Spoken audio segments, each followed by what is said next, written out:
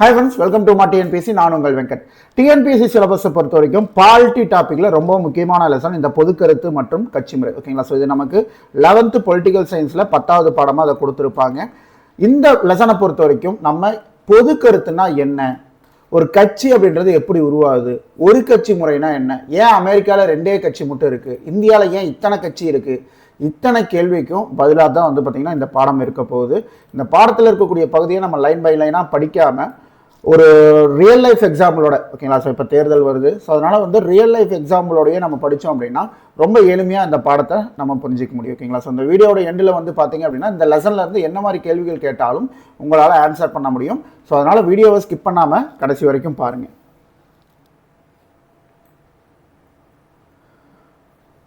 பொது கருத்து அப்படின்றது என்னன்னு பார்த்தோம் அப்படின்னா, ஒரு இப்போ ஒன்றும் இல்லை, இப்போ நம்ம ஒரு எலெக்ஷனுக்கே எடுத்துப்போம். இப்போ ஒரு எலெக்ஷனில் வந்து ஒரு பகுதிக்கு ஒரு சட்டமன்ற தொகுதிக்கு வந்து பார்த்தோம்னா இந்த பகுதியில் இந்த விஷயம்லாம் நாங்கள் செய்கிறோம் அப்படின்ட்டு தேர்தல் அறிக்கையில் சொல்கிறாங்க இல்லையா, இந்த விஷயத்தை நாங்கள் செஞ்சுத்தரோம், இந்த விஷயத்த நாங்கள் செஞ்சுத்தரோம்னு சொல்கிறாங்க இல்லையா. எதனால் அதை சொல்கிறாங்க?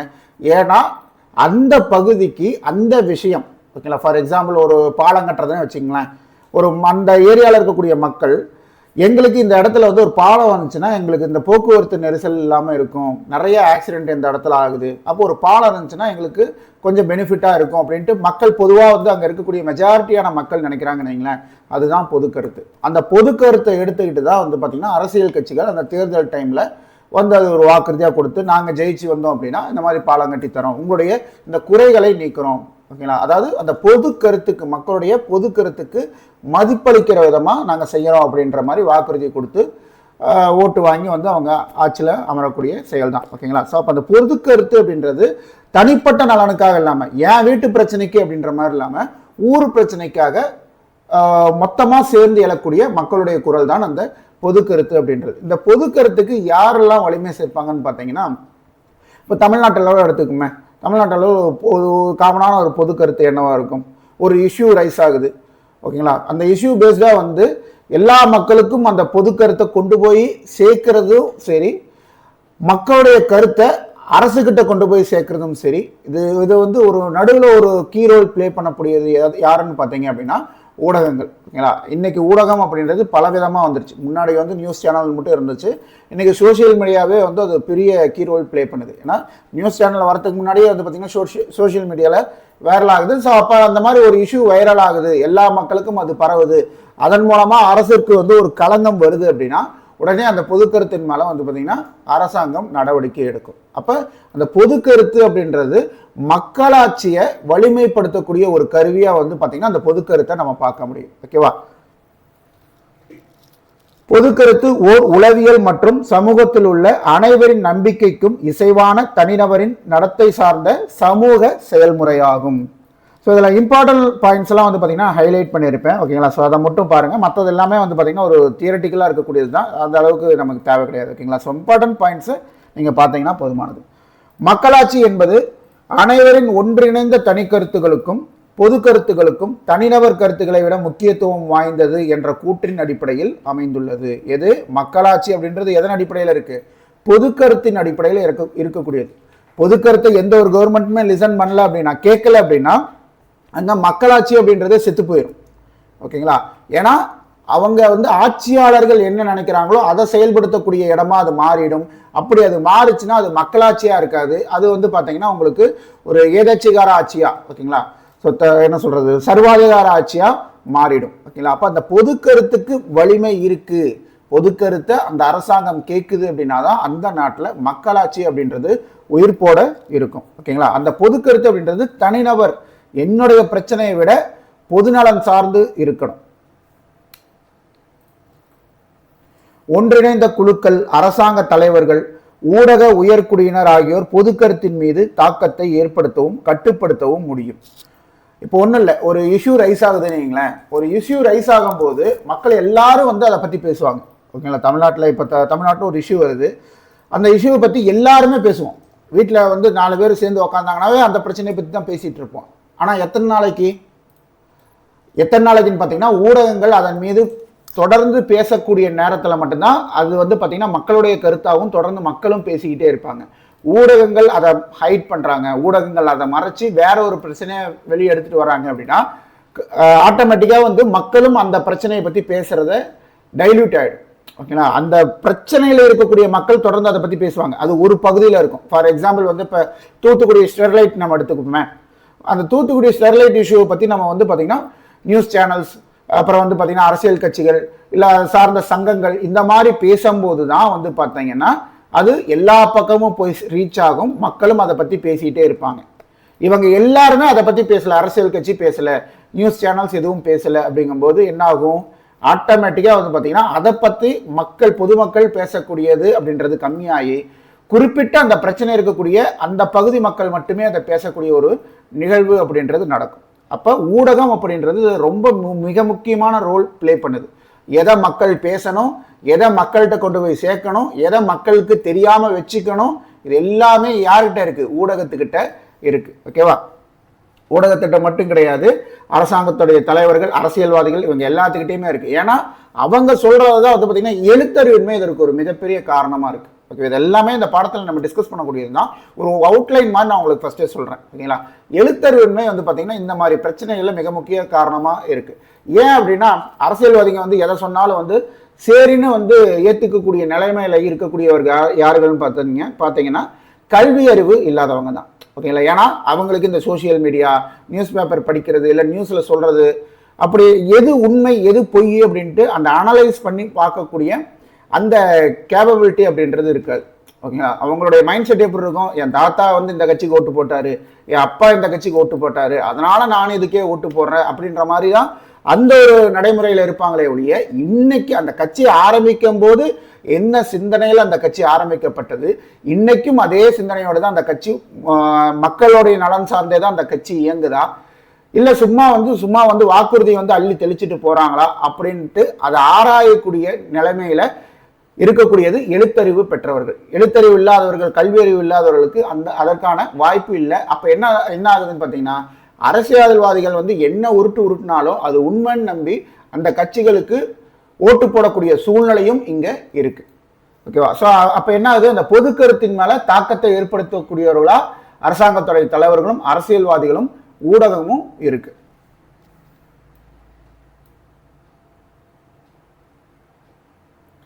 பொதுமக்களின் கருத்துக்களின் மீது ஊடகங்களின் தாக்கம் உள்ளது. உண்மையில் மக்களாட்சி அதன் அதிகாரத்துவத்தை மக்களிடமிருந்தே பெறுகின்றது. மக்களாட்சியுடைய அதிகாரம் யார்கிட்ட இருக்கு, மக்கள்கிட்ட இருக்கு. அதனாலதான் நம்முடைய இதே வந்து பாத்தீங்கன்னா முகவரியே வந்து பாத்தீங்கன்னா யாருக்கு யார் கொடுத்துக்கிற மாதிரி, மக்களால் மக்களுக்காக நம்மளே அந்த அதிகாரத்தை கொடுத்துக்கிற மாதிரி சொல்லி இருந்திருப்பாங்க. ஓகேங்களா? அப்ப பொது கருத்து என்பது ஒரு பொது விவகாரத்தில் ஒன்றோ அல்லது பல பிரிவு மக்களோ ஒருங்கிணைந்த ஏற்றுக்கொள்ளக்கூடிய கருத்து. ஓகேவா? ஸோ மெஜாரிட்டி பீப்புள்ஸ் எடுத்துக்கூடியது. எப்பயுமே ஒரு பொது கருத்து வருது அப்படின்னா அதில் சஃபர் ஆகக்கூடியவங்க அப்படின்றது சில பேர் இருப்பாங்க. எல்லாத்துக்குமே பொது கருத்து அப்படின்றது நல்ல விதமாகவே முடியாது. அவங்களுடைய தனிநலன் சார்ந்து வந்து பார்த்தோம் அப்படின்னா அது அவங்களுக்கு அகைன்ஸ்டா தான் தோணும். ஆனால் அதற்காக அதை செயல்படுத்தாமல் இருக்க முடியுமா? முடியாது. ஓகேவா? அப்போ அந்த பொது கருத்து செயல்படுத்தும் போது இந்த மாதிரி விஷயங்கள் அப்படின்றது இயல்பா இருக்கக்கூடியதுதான். மெஜாரிட்டி யாருக்கு தேவையோ அது ஒரு பொது கருத்தா எடுத்துக்க முடியும். மக்களாட்சி வெற்றிகரமாக செயல்படுவதற்கு பொது கருத்து என்பது ஒரு அத்தியாவசியமான கூறு. மக்களின் கருத்துக்களை புறக்கணித்து எந்த ஒரு அரசாங்கமும் நிலைத்திருக்க முடியும். எந்த மாதிரி கண்ட்ரில சர்வாதிகார ஆட்சி, ஒரு கட்சி ஆட்சி முறை இருக்கக்கூடிய நாடுகள்ல இது சாத்தியம். ஏன்னா வேற கட்சியே கிடையாதுங்க. அவங்க என்ன சொல்றாங்களோ அதை ஏற்றுக்கொள்ளக்கூடிய நிலைமையில தான் அங்க மக்கள் இருப்பாங்க. ஆனா இந்தியா அப்படின்றது ஒரு மக்களாட்சி நாடு. இங்க மக்களோட கருத்தை புறக்கணிக்கக்கூடிய எந்த ஒரு அரசியல் கட்சியும் ஆட்சி அமைக்க முடியாது. 5 வருஷம் தான் இருக்க முடியும். அதற்கு மேல வந்து மக்கள் தூக்கி அடிச்சாங்கன்னா போய் விழுக வேண்டியதா ஆயிடும். அப்ப மக்களோட கருத்துக்கு அவங்க செவி சாட்சியே ஆகணும். என்ன பண்ணுவாங்க, 4 வருஷம் கேட்க மாட்டாங்க. 5ஆவது வருஷம் எலெக்ஷன் வர டைம்ல மக்களுக்காகவே பாடுபடக்கூடிய ஒரு இது வந்து பிம்பத்தை கட்டமைப்பாங்க. ஓகே, அப்ப மக்களின் கருத்துக்களை புறக்கணித்து எந்த ஒரு அரசாங்கமும் நிலைத்திருக்க முடியாது. இந்த பொது கருத்தை உருவாக்குறதுக்கு தடையா இருக்கக்கூடிய காரணிகள் என்னன்னு பார்த்தோம் அப்படின்னா சுயநல விருப்பம். ஓகேங்களா? எனக்கு நல்லதா இருக்கணும், ஓகேவா, கொண்டு வரக்கூடிய விஷயம் எனக்கு நான் நல்லா இருக்கணும், என் குடும்பம் நல்லா இருக்கணும். ஸோ இதன் மேலே மட்டுமே ஒரு கருத்தை கொண்டு வரோம் அப்படின்னா அது வந்து பார்த்தீங்கன்னா நாட்டோட முன்னேற்றத்திற்கு எல்லளவும் உதவாது. ஓகேங்களா? அதுதான் சுயநல விருப்பங்கள், அதாவது தேசத்துடைய நலனுக்கு மேலே தன்னுடைய நலனை முன்னிறுத்துவது. அப்போ இந்த மாதிரி சூழ்நிலையை நம்ம வந்து இல்லாமல் ஆக்கணும் அப்படின்னா மக்கள்கிட்ட எந்த விழிப்புணர்வை நம்ம கொண்டு போய் சேர்க்கணும்? ஒற்றுமை, அர்ப்பணிப்பு, ஒருமைப்பாடு, நாட்டுடைய ஒருமைப்பாடு, தேசத்துடைய முன்னேற்றம் எந்த அளவுக்கு முக்கியம், இதை பற்றியெல்லாம் வந்து பார்த்தீங்கன்னா மக்களுக்கு விழிப்புணர்வை கொண்டு போய் சேர்க்கணும். அப்போ தான் வந்து பார்த்தீங்கன்னா மக்களுக்கு தன்னலத்தை விட தேசத்துடைய நலன் பெருசாக தெரியும். எழுத்தறிவின்மை. கல்வியறிவு உடைய பொறுப்புள்ள பொதுமக்கள் பயமோ அல்லது தயவோ இல்லாமல் தங்கள் உரிமையை கையாள்வதன் மூலம் நல்ல குடிமக்களை உருவாக்குகின்றனர். கல்வியறிவற்ற மக்கள் பெரும்பாலும் கட்சி தொண்டர்களால் தவறாக வழிநடத்தப்பட்டு ஏமாற்றப்படுகிறார்கள். எதன் மூலமா? அவங்களுக்கு கொடுக்கக்கூடிய அந்த ஆதாயம், உங்களுக்கு எங்கள் கட்சிக்கு ஓட்டு போட்டீங்கன்னா இந்த மாதிரி விஷயங்கள்லாம் உங்களுக்கு செஞ்சு தருவோம், ஓகேங்களா? அவங்கள உணர்வை தூண்டுறது, ஏதாவது என்ன சொல்றது, சாதி சார்ந்த உணர்வுகளை தோன்றது, மொழி சார்ந்த உணர்வுகளை தோன்றது, ஓகேங்களா, இல்லை இனம் சார்ந்த உணர்வுகளை தோன்றது, ஏதோ ஒரு வகையில் வந்து பார்த்தீங்கன்னா அவங்களுக்கு தங்களுக்கு சாதகமாக அவங்கள வந்து மாத்துறது. ஓர் தரமான பொது கருத்து என்பது அறிவும் கருத்து சுதந்திரமும் இருக்கும் சூழலில் தான் உருவாக முடியும். தாமே நம்மளே வந்து சுயமா சிந்திச்சு ஒரு கருத்தை வந்து ஓகே இந்த கருத்து வந்து நாட்டோட நலனுக்கு கரெக்டாக இருக்கும், இல்லை இந்த ஊரோடைய நலனுக்கு கரெக்டாக இருக்கும் அப்படின்ட்டு சொல்லக்கூடியது எப்படி? சுய சிந்தனையில் இருக்கணும். அடுத்தவன் சொல்றதை வச்சு அதை அப்படியே நம்ம உள்ள வாங்கிட்டு நம்மளை வந்து ஓகே இதுதான் அப்படின்னு சொல்லக்கூடிய நிலைமையில இல்லாமல் எது கரெக்டு எது தப்புன்ட்டு அந்த பிரித்து பார்க்கக்கூடிய நிலைக்கு அந்த சிந்தனைக்கு மக்கள் ஆட்படணும். ஓகேங்களா? அப்போதான் வந்து பார்த்தீங்கன்னா ஆட்படுறது மட்டும் கிடையாது, அதை சொல்லக்கூடிய நிலையில இந்த நாடு இருக்கணும்.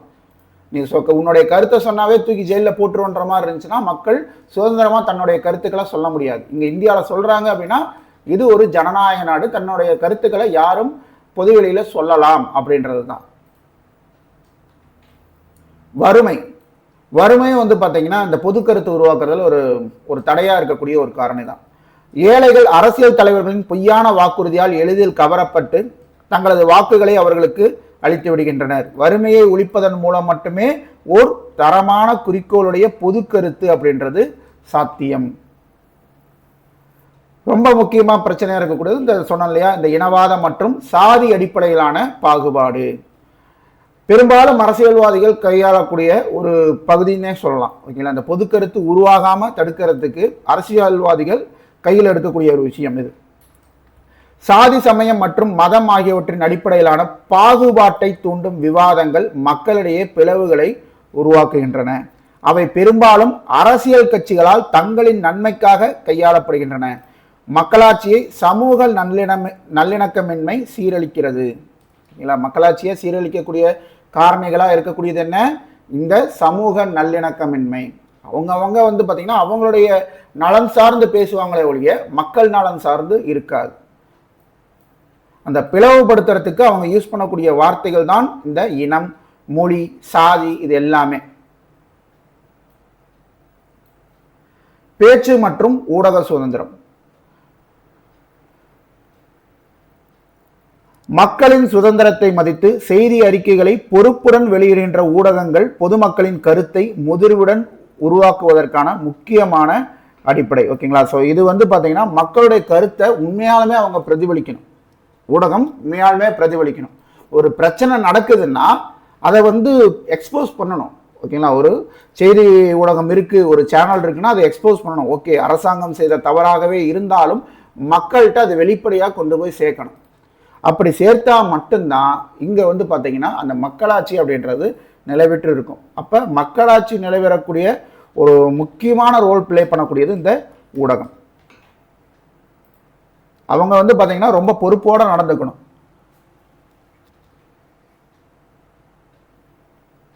எப்படி பொது கருத்து அப்படின்றது மக்களாட்சி முறைக்கு ஒரு இன்றியமையாத ஒரு கருவியோ, அதே மாதிரி தான் அதை செயல்படுத்தக்கூடிய இடத்துல அந்த பொது கருத்தா மட்டும்தான் இருக்கும். அந்த கருத்தை எடுத்து செயல்படுத்தக்கூடிய இடத்துல இருக்கக்கூடியது யாரு? அரசியல் கட்சிகள் தான். அந்த அரசியல் கட்சிகள் தான் தேர்தலில் நின்று ஜெயிச்சு சட்டமன்றத்துக்குள்ள போய் சட்டங்கள் ஏற்றி அந்த கருத்தை செயல்படுத்துறதுக்கு முடியும். ஓகேங்களா? அப்ப பொது கருத்து எந்த அளவுக்கு மக்களாட்சிக்கு முக்கியமோ அரசியல் கட்சிகளும் மக்களாட்சி முறைக்கு ரொம்பவே முக்கியம். ஓகேங்களா? அரசியல் கட்சிகள் மக்களாட்சி முறை அமைப்புக்கு இன்றியமையாத கருவி. ஒரு மக்களாட்சியில் அரசியல் கட்சிகளின் மூலமாகவே பொது கருத்துகள் வழிநடத்தப்படுகின்றன.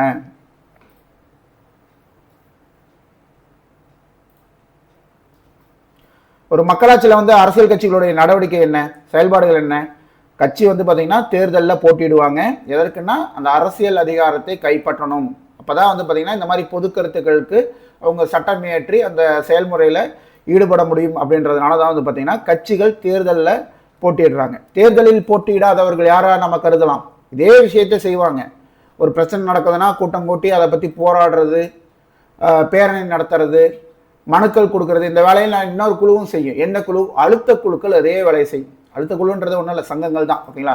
இப்போ விவசாய சங்கங்களாகட்டும், இல்லை தொழிற்சங்கங்களாகட்டும், இல்லை மாணவர் நல சங்கங்களாகட்டும், இல்லை வந்து பார்த்தீங்கன்னா உங்களுக்கு மதம் சார்ந்த இதாகட்டும். ஓகேங்களா?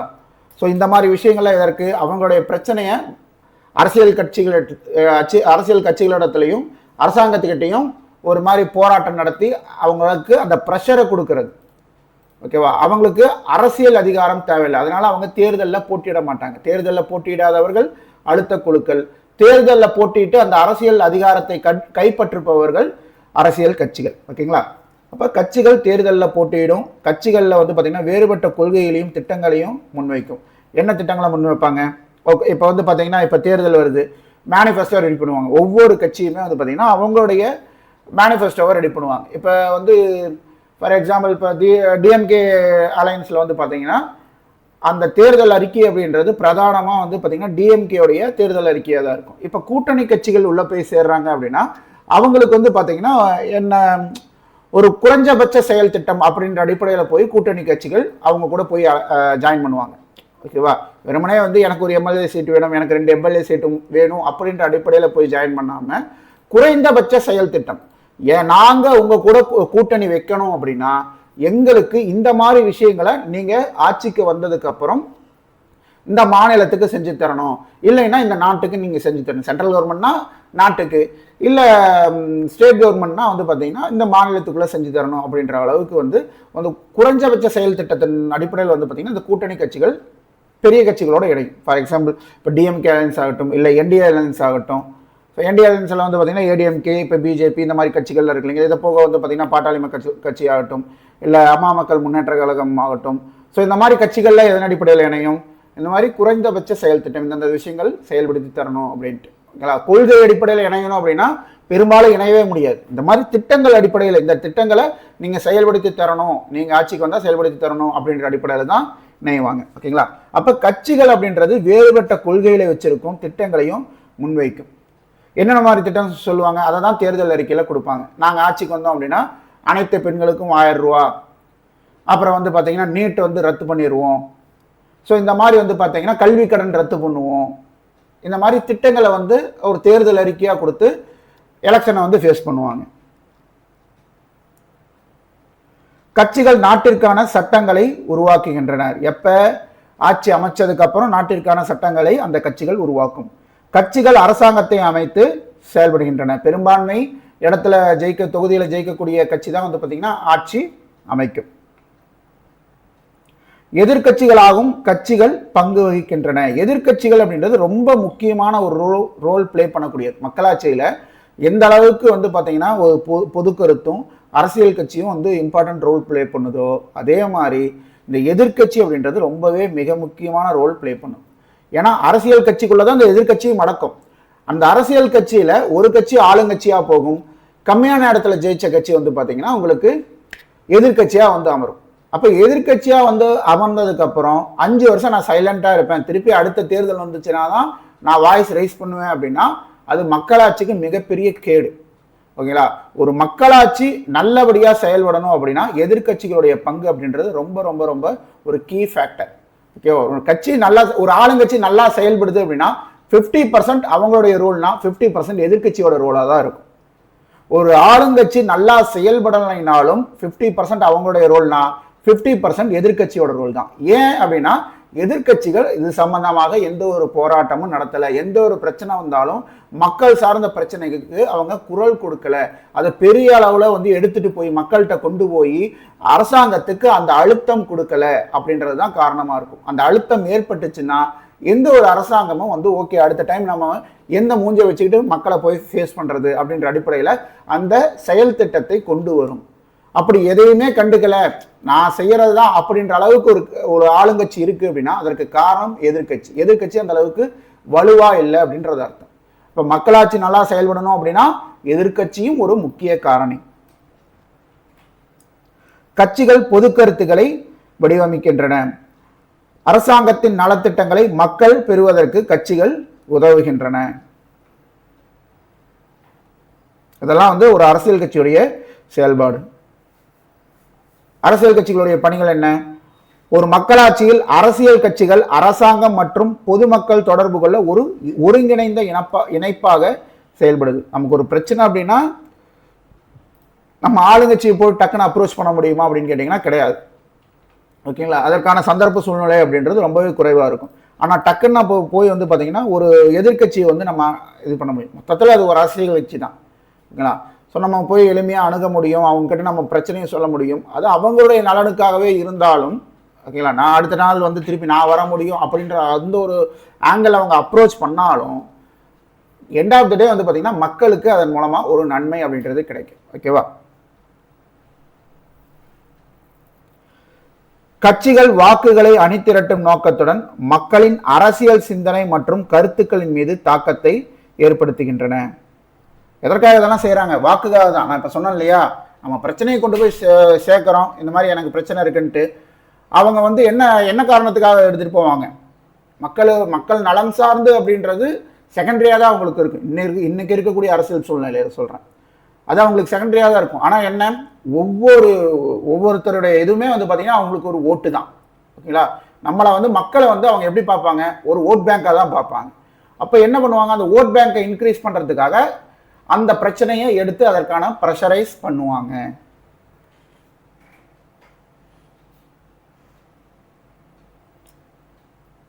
எதிர்கால மாநில மற்றும் தேசிய தலைமைகளுக்கு பயிற்சி களமாக செயல்படுகின்றன. எது? அரசியல் கட்சிகள்.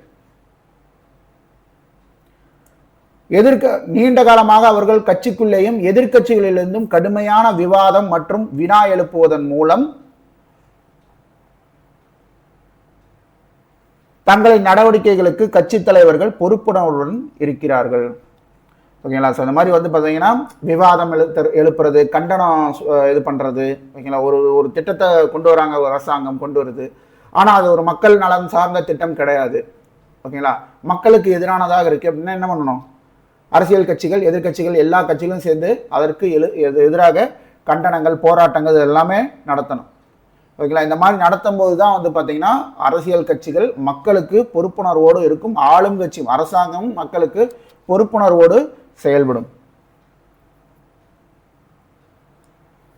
இவ்வாறு மக்களுக்கு பலதரப்பட்ட வேட்பாளர்களையும் கொள்கைகளையும் தேசத்தில் நிலவுகின்ற பல்வேறு பிரச்சனைகளுக்கான அணுகுமுறைகளையும் கட்சிகள் வழங்கியுள்ளன. மக்களில் பெரும்பான்மையினர் அவர்களின் ஆட்சியின் மூலம் தாங்கள் விரும்பும் ஓர் மாற்றத்தை ஏற்படுத்துகின்றன. இப்போ நம்மளுடைய எண்ணத்தை நிறைவேற்றணும் அப்படின்னா இப்போ நம்ம போய் டைரெக்டாக வந்து நம்ம ஒரு எம்எல்ஏ கேண்டிடேட்டா எம்பி கேண்டிடேட்டா நிற்க முடியுமா? நிற்க முடியாது. ஓகேங்களா? ஒவ்வொருத்தரும் அந்த மாதிரி நிற்கிறதுக்கு வாய்ப்பு அப்படின்றது இல்லை. அப்போ நம்மளுடைய ஆசையை யார் மூலமாக தீர்த்துக்கிறது? நம்ம விருப்பப்படக்கூடிய ஒரு கட்சியின் மூலமாக நம்ம தீர்த்துக்கிறோம். அரசியல் கட்சி மூலமாக இவங்க வந்தாங்கன்னா என்னுடைய விருப்பத்தை நிறைவேற்றுவாங்க. என்னுடைய விருப்பம்னா என்ன? இந்த விஷயம்லாம் செஞ்சு தரணும், இப்படியெல்லாம் வந்து இதை வச்சுக்கணும், இந்த சட்ட சச்சரவுலாம் இல்லாமல் வேற எந்த ஒரு பிரச்சனையும் இல்லாமல் மாநிலம் அப்படின்றது, தமிழ்நாடு அப்படின்றது ஒரு அமைதி பூங்காவாக இருக்கணும். அப்போ இந்த கட்சி வந்தால் தான் அதை செயல்படுத்துவாங்க அப்படின்ட்டு தன்னுடைய விருப்பத்தை இந்த கட்சி வந்தால் செயல்படுத்தும் அப்படின்ற நம்பிக்கையின் அடிப்படையில் மக்கள் வந்து அதற்காக வந்து வாக்களித்து அந்த கட்சியை கொண்டு வரக்கூடிய ஒரு விஷயம்தான். ஓகேங்களா? தாங்கள் விரும்பும் ஒரு மாற்றத்தை அரசியல் கட்சிகளின் மூலம் ஏற்படுத்தக்கூடியது மக்கள்.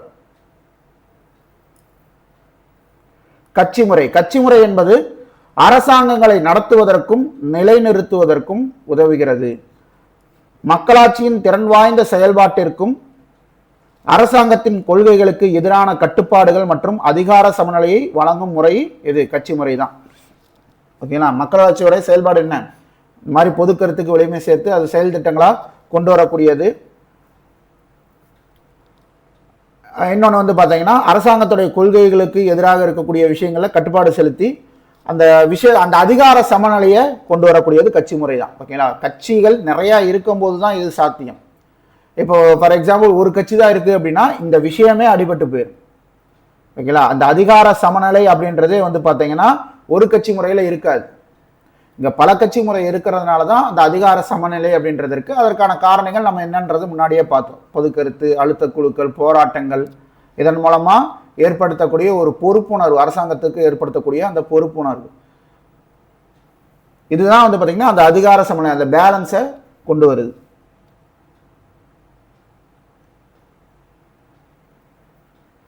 ஒரு அரசியல் கட்சி என்பது மக்களின் ஒன்றிணைந்த ஒரு குழுவாக தேர்தலில் போட்டியிட்டு அரசாங்கத்தில் அதிகாரத்தை கைப்பற்றுகிறது. அவர்கள் சமுதாயத்திற்கான கூட்டு நலனை ஊக்குவிப்பதற்கான சில கொள்கைகளையும் திட்டங்களையும் ஒப்புக்கொள்கிறார்கள். இதற்காக சமுதாயத்திற்கான கூட்டு நலன், அதற்காக தான் வந்து பார்த்தீங்கன்னா ஒரு சில கொள்கைகளையும் திட்டங்களையும் ஏற்படுத்தக்கூடியது.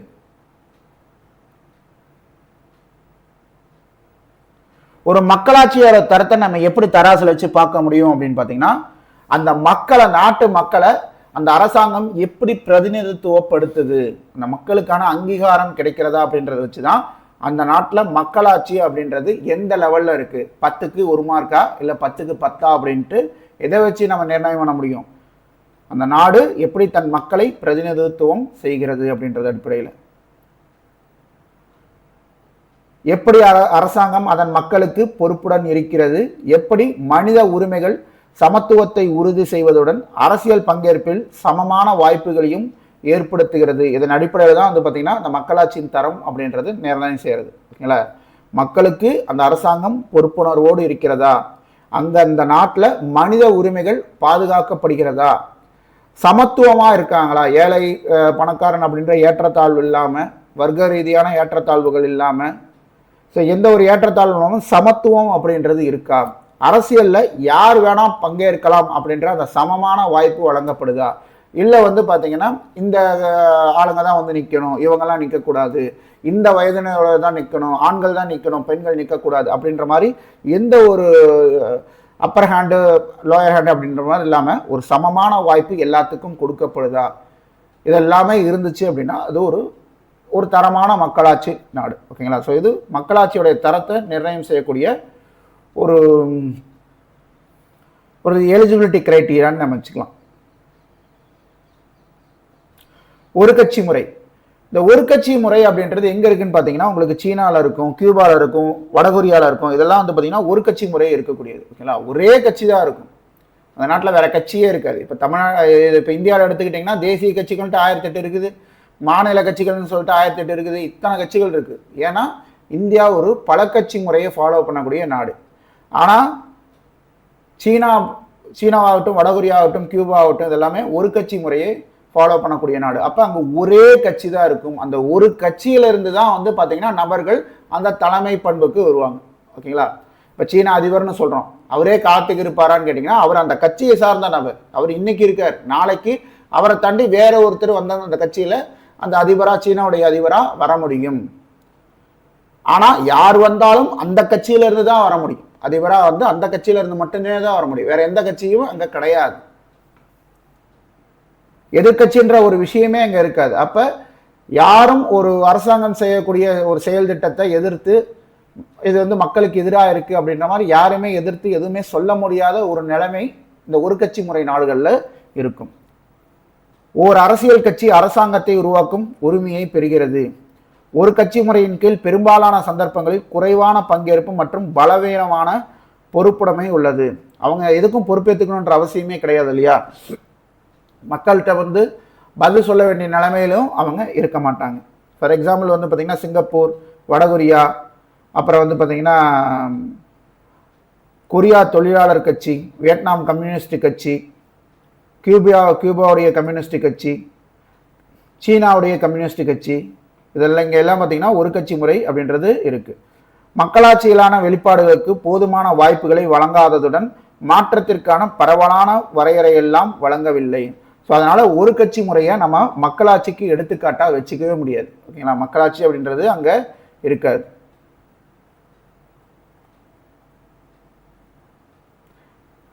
ஆயிரத்தி 1920களில் தேசியவாத இராணுவத்தை ஆதரித்து பாசிச இயக்கங்கள் ஹிட்லரின் தலைமையில் ஜெர்மனியிலும், முசோலினியோடைய தலைமையில் வந்து பார்த்தீங்கன்னா இத்தாலியிலையும், ஜெனரல் பிராங்கோடைய தலைமையில் வந்து பார்த்தீங்கன்னா ஸ்பெயினிலையும் அதிகாரத்தை கைப்பற்றியதுடன் அரசியல் கட்சிகள் உருவாவதையும் தடை செய்தன. எதற்காக அப்படின்னா அவங்களை எதிர்த்து கேள்வி கேட்கறதுக்கு ஆள் இருக்கக்கூடாது அப்படின்ற அடிப்படையில் தங்களை மட்டுமே முன்னிறுத்திக்கிறது, தங்கள் சார்ந்த அந்த கட்சியை மட்டுமே முன்னிறுத்துறது, இன்னொரு கட்சி வரவே அங்கே முடியாது. ஏன் வந்தாங்க அப்படின்னா அவங்க கேள்வி கேட்பாங்க. அதற்கு வாய்ப்பே இல்லாமல் செய்யக்கூடியதுதான் இந்த ஒரு கட்சி முறை. இரு கட்சி முறை, இந்த இரு கட்சி முறை இருக்கக்கூடிய நாடு என்ன? அமெரிக்கா வந்து இரு கட்சி முறை சொல்லலாம். அமெரிக்காவில் வந்து பார்த்தீங்கன்னா உங்களுக்கு குடியரசுக் கட்சி அப்புறம் மக்களாட்சி கட்சி அப்படின்ட்டு ரெண்டு கட்சி இருக்கும். ஓகேங்களா, ஜோ பைடன் முன்னாடி இருந்தார் இல்லையா, அவர் மக்களாட்சி கட்சியுடைய ஒரு கேண்டிடேட். இப்போ இருக்கக்கூடிய டொனால்டு ட்ரம்ப் வந்து பார்த்தீங்கன்னா அவர் குடியரசுக் கட்சியுடைய கேண்டிடேட். ஓகேங்களா, அங்கே இரண்டே கட்சி தான் இருக்கும். இந்த தேசிய அளவிலும் சரி மாநில அளவிலும் சரி ரெண்டே கட்சி தான். இங்கே வந்து பார்த்தீங்கன்னா இங்கே இருக்கக்கூடிய தேசிய கட்சிகளுக்கு இங்கே மாநிலத்தில் ஒரு குக்கிராமத்தில் அதே வேல்யூ இருக்கா அப்படின்னு கேட்டிங்கன்னா இருக்காது. ஓகேவா, அங்கே வந்து பார்த்தீங்கன்னா அந்த கட்சி சார்ந்து ஒரு 10 நபர் கூட இருக்க மாட்டாங்க. ஆனால் இப்போ அமெரிக்காவில் இருக்கக்கூடியது ரெண்டே கட்சி தான். அந்த ரெண்டு கட்சி வந்து பார்த்தீங்கன்னா தேசிய அளவுலேயும் அந்த அங்கீகாரம் இருக்கும், அந்த பவர்ன்றது இருக்கும். மாநில அளவுலேயும் வந்து பார்த்தீங்கன்னா அந்த ரெண்டு கட்சிக்கு பவர் அப்படின்றது இருக்கும். ஏன்னா இருக்கக்கூடியது ரெண்டே கட்சி, அந்த ரெண்டு கட்சி உறுப்பினர்கள் தான் உங்களுக்கு எல்லா பக்கமும் பரவி இருப்பாங்க. அப்போ அது வேல்யூ அப்படின்றது எல்லா பக்கமும் ஒரே மாதிரி இருக்கும். ஆனால் இப்போ இந்தியா மாதிரியான இடத்துல எடுத்துக்கிட்டீங்க அப்படின்னா உங்களுக்கு அந்த மாதிரி இருக்காது. காரணம் என்ன? இங்கே பல கட்சி இருக்குது. அதனால் ஒவ்வொரு இடத்துலையும் ஒவ்வொரு கட்சி அப்படின்றது ஆதிக்கம் செலுத்தும். ஓகேங்களா, இரு கட்சி முறையில் இரண்டு அரசியல் கட்சிகள் வேறுபட்ட நலன்களுடன் பெரும்பான்மை பெற்று அரசாங்கத்தை அமைப்பதற்கான சம வாய்ப்பை கொண்டுள்ளன. பெரும்பான்மை பெறும் கட்சி ஆளும் கட்சியாகவும் சிறுபான்மை கட்சி எதிர்கட்சியாகவும் உருவாகின்றன. அரசியல் தலைவர்களிடம் மிக அதிக பொறுப்புணர்வும் அதிக அரசியல் பங்கேற்பும் உள்ளது. எதிர்கட்சிகள் நம்பிக்கையில்லா வாக்கெடுப்பின் மூலமாக தங்களை நீக்கும் அச்சுறுத்தல் தலைக்கு மேல் தொங்கும் கத்தியாக இருப்பதனால் ஆட்சியில் இருப்பவர்கள் வந்து பார்த்தீங்கன்னா அந்த பொறுப்பை எடுத்துப்பாங்க. ஏன் அப்படின்னா போச்சுன்னா முடிஞ்சது, அடுத்து அவங்க உட்காந்தாங்கன்னா முடிஞ்சு போச்சு. ஓகேங்களா, ஏன்னா அங்கே அந்த இரு கட்சி முறை இருந்தாலும் இரண்டு கட்சிகள்ல இருந்தும் நபர்கள் வந்து எப்படி தேர்ந்தெடுக்கப்படுறாங்க? மக்கள் மூலமாக வந்து பார்த்தீங்கன்னா தேர்தலை சந்திச்சு தான் வந்து அந்த கட்சி வந்து ஆட்சியில் அமருது. அப்போ எப்படி இருந்தாலும் திருப்பி அவங்க மக்களை ஃபேஸ் பண்ணணும். மக்களை ஃபேஸ் பண்ணணும் அப்படிங்கும் போதே அந்த பொறுப்புணர்வு அப்படின்றது ஒன்று இருக்கும்.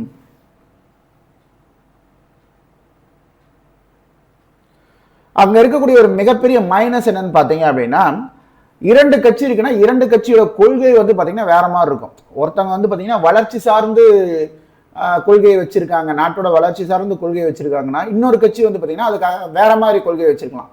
ஓகேங்களா, ஒரு சிக்கனம் அந்த மாதிரி ஒரு பொருளாதாரம் சார்ந்த ஒரு கொள்கை வச்சிருக்காங்கன்னு வைங்க. அப்போ இதெல்லாம் வளர்ச்சியின் ஆங்கிளில் வந்து பார்த்தீங்கன்னா இதெல்லாம் தேவையில்லாத செலவு, இதுக்கெல்லாம் ஸ்பெண்ட் பண்ணணும்னு அவசியம் கிடையாது அப்படின்னு சொல்லிட்டு அந்த எக்ஸ்பெண்டிச்சர்ஸ் எல்லாம் கம்மி பண்ணுறாங்கன்னு வைங்க. அப்போ நாடு வளர்ச்சியை நோக்கி போகாது. ஒரே கட்சி தொடர்ந்து இருந்துச்சுன்னா அவங்களுடைய திட்டங்களை கண்டினியூஸாக வளர்ச்சி பாதையில் அவங்க செயல்படுத்திட்டு போயிட்டே இருப்பாங்க. இப்படி மாறி மாறி வரும்போது என்ன ஆகுன்னு பார்த்தீங்கன்னா அவங்களுடைய திட்டத்தை இவங்க முடக்கிறது, இவங்களுடைய திட்டத்தை அவங்க முடக்கிறதுன்ட்டு அந்த என்ன சொல்கிறது தேசத்துடைய நலன்களுக்காக அது செயல்படுத்தக்கூடியது அப்படின்ற ஒரு இடத்துல இருந்து அவங்க ரெண்டு பேருமே விலகி போயிடுவாங்க. அரசியல் சூழ்நிலை பெரிதும் ஒருமுகப்படுத்தப்படுவதால் ஒரு கட்சி அதிகாரத்தை இழந்த பின் தேசிய நலன்களுக்கு தீங்கு விளைவிக்கக்கூடிய கடுமையான மாற்றங்கள் ஏற்படலாம். அமெரிக்காவில் ரெண்டு கட்சி, ஒன்று மக்களாட்சிவாதிகள், இன்னொன்று குடியரசுவாதிகள். ஜோ பைடன் மக்களாட்சிவாதிகள் கட்சியிலேருந்து வந்தவர். இப்போ இருக்கக்கூடிய ட்ரம்ப் வந்து பார்த்தீங்கன்னா குடியரசுவாதிகள் கட்சியிலேருந்து வந்தவர். அதே மாதிரி இங்கிலாந்துலேயே வந்து பார்த்தீங்கன்னா இரு கட்சி முறை இருக்குது. ஒன்று பழமைவாதிகள், இன்னொன்று தாராளவாதிகள்.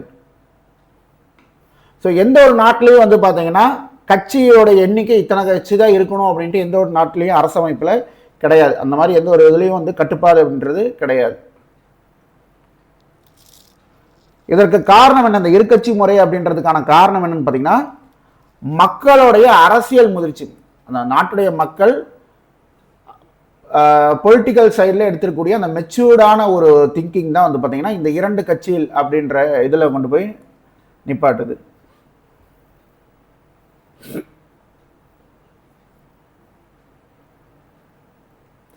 பல கட்சி முறை. பல அரசியல் கட்சிகள் இருப்பதுடன் பெரும்பான்மை பெற்ற கட்சி அல்லது பெரும்பான்மை பெறாத ஒரே நோக்கமுடைய பல கட்சிகளுடனான கூட்டணியின் மூலமாகவும் மக்கள் ஆதரவை வென்றெடுத்து அரசாங்கத்தை உருவாக்குகின்றனர். இப்போ இந்தியாவில் வந்து பார்த்தீங்கன்னா பல கட்சி ஆட்சி முறை தான் இருக்குது. இந்த பல கட்சி ஆட்சி முறை அப்படின்றது ஒன்றா அவங்க தனியாக நிற்பாங்க, இல்லை அப்படின்னா அணி சேர்ந்து கூட்டணி அமைச்சு நிற்பாங்க. இந்த கூட்டணி ஆட்சி அப்படின்றது வந்து பார்த்தீங்கன்னா இந்தியா லெவலில் 1990களில் வந்து பார்த்தீங்கன்னா ரொம்ப அதிகமாகவே இருந்ததுன்னு சொல்லலாம். அதன் மூலமாகவே வந்து பார்த்தீங்கன்னா நிறைய இது வந்து பார்த்தீங்கன்னா ஆட்சி கவிழ்ந்ததுக்கான காரணமும் இந்த கூட்டணி ஆட்சின்னு சொல்லலாம். ஏன் அப்படின்னா அரசாங்கத்தின் மேலே இந்த கூட்டணி கட்சிகளுடைய தாக்கம் அப்படின்றது ரொம்ப அதிகமாக இருக்கும். மெஜாரிட்டியாக இருந்தாங்க, அறுதி பெரும்பான்மை பெற்று ஆட்சி அமைச்சாங்கன்னா அப்போ இவங்க எதுவுமே செய்ய முடியாது, கூட்டணி கட்சி எதுவுமே பேச முடியாது. ஆனால் இவங்களுடைய இதில் தான் தயவுல தான் அவங்க இருக்காங்க. அப்படிங்கும்போது அப்போ யாருடைய அப்பர் ஹேண்ட் எடுக்கும்? கூட்டணி கட்சிகள் அப்பர் ஹேண்ட் எடுக்கும். அப்போ எடுக்கும்போது அவங்களுக்கு சாதகமான விஷயங்கள், அவங்க கேட்கக்கூடிய விஷயங்களை செய்யலை அப்படிங்கும்போது என்ன பண்ணும், அந்த கூட்டணி கட்சிகள் அந்த ஆதரவை வாபஸ் பெறும். வாபஸ் பெறும்போது வந்து பார்த்தீங்கன்னா நம்ம எதிர்கட்சிகள் நம்பிக்கையில்லா தீர்மானம் கொண்டு வந்ததுன்னா நம்பிக்கையில்லா தீர்மானத்தில் அந்த பெரும்பான்மையை காட்டக்கூடிய அந்த சீட்டு அப்படின்றது ஆளுங்கட்சியோட இருக்காது. அப்போ என்னாங்கன்னா அந்த ஆட்சி அப்படின்றது கவிழ்ந்து போயிடும்.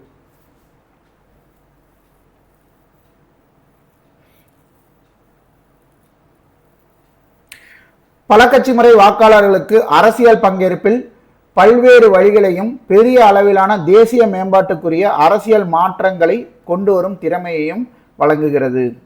ஸோ இது வந்து பார்த்தீங்கன்னா பல கட்சி முறை இருக்கிறது ஒரு நல்ல இதுவும் கூட தான். ஓகேங்களா? தங்களுடைய இப்போ ஒரு ஒரு குழு இருக்குன்னு அவங்கள பிரதிநிதித்துவப்படுத்துறதுக்காக ஓகே அவங்களுக்கான அந்த மக்களுக்கான நலன் சார்ந்து ஒரு கட்சி அப்படின்றது உருவாகும். அங்கே இருந்து வரக்கூடியவர்கள் தன் மக்கள் நலன் சார்ந்து அந்த இனத்தை சார்ந்து இல்லை அந்த குழுவுக்கு வந்து என்ன பிரதிநிதித்துவம் கொடுக்கணுமோ அதை கொண்டு போய் சேர்க்கணுன்ற அடிப்படையில் அந்த மாதிரி கட்சிகள் அப்படின்றது உருவாகும். அதனால தான் வந்து பார்த்தீங்கன்னா இந்தியாவில் ஏகப்பட்ட கட்சி அப்படின்றது இருக்கு.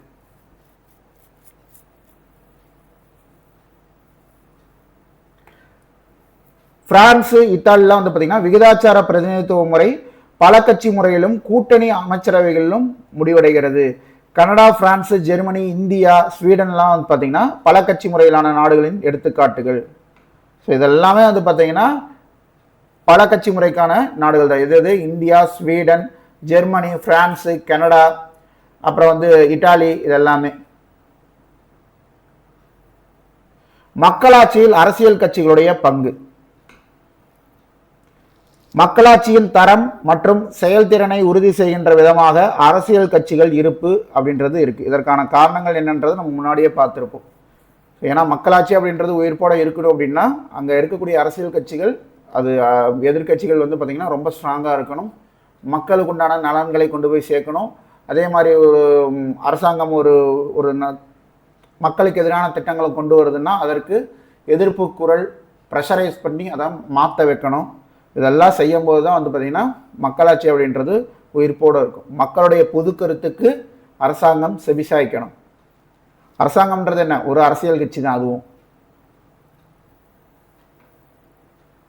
அமெரிக்கா மற்றும் இந்தியா போன்ற கூட்டாட்சிகளில் உள்ள பன்முக பண்பாடு மற்றும் பன்மை சமூகங்களில் அமைதி, ஒற்றுமை மற்றும் சமூக நல்லிணக்கம் ஆகியவற்றை சமூக பொருளாதார மேம்பாட்டிற்காக பராமரிப்பதும் அவசியம். ஏன்னா இந்த மாதிரி நாட்டிலெல்லாம் வந்து பார்த்திங்கன்னா இப்போ இந்தியாவிலாகட்டும் அமெரிக்காவிலாகட்டும் வந்து பார்த்திங்கன்னா இப்போ இந்தியாவை பார்த்துக்கிட்டோம்னா வேற்றுமையில் ஒற்றுமை நம்ம சொல்கிறோம். ஏன்னா இங்கே வந்து பல விதமான கலாச்சாரம் பல இனம் மொழி பேசக்கூடிய மக்கள் அப்படின்றது இருக்காங்க. அப்போ அவங்கள காமனாக ஒரு 2 கட்சி மட்டும் அங்கே மேலே நின்றுக்கிட்டு எல்லா மக்களையும் எல்லா இன மக்களையும் எல்லா மொழி மக்களையும் பிரதிநிதித்துவப்படுத்த முடியாது.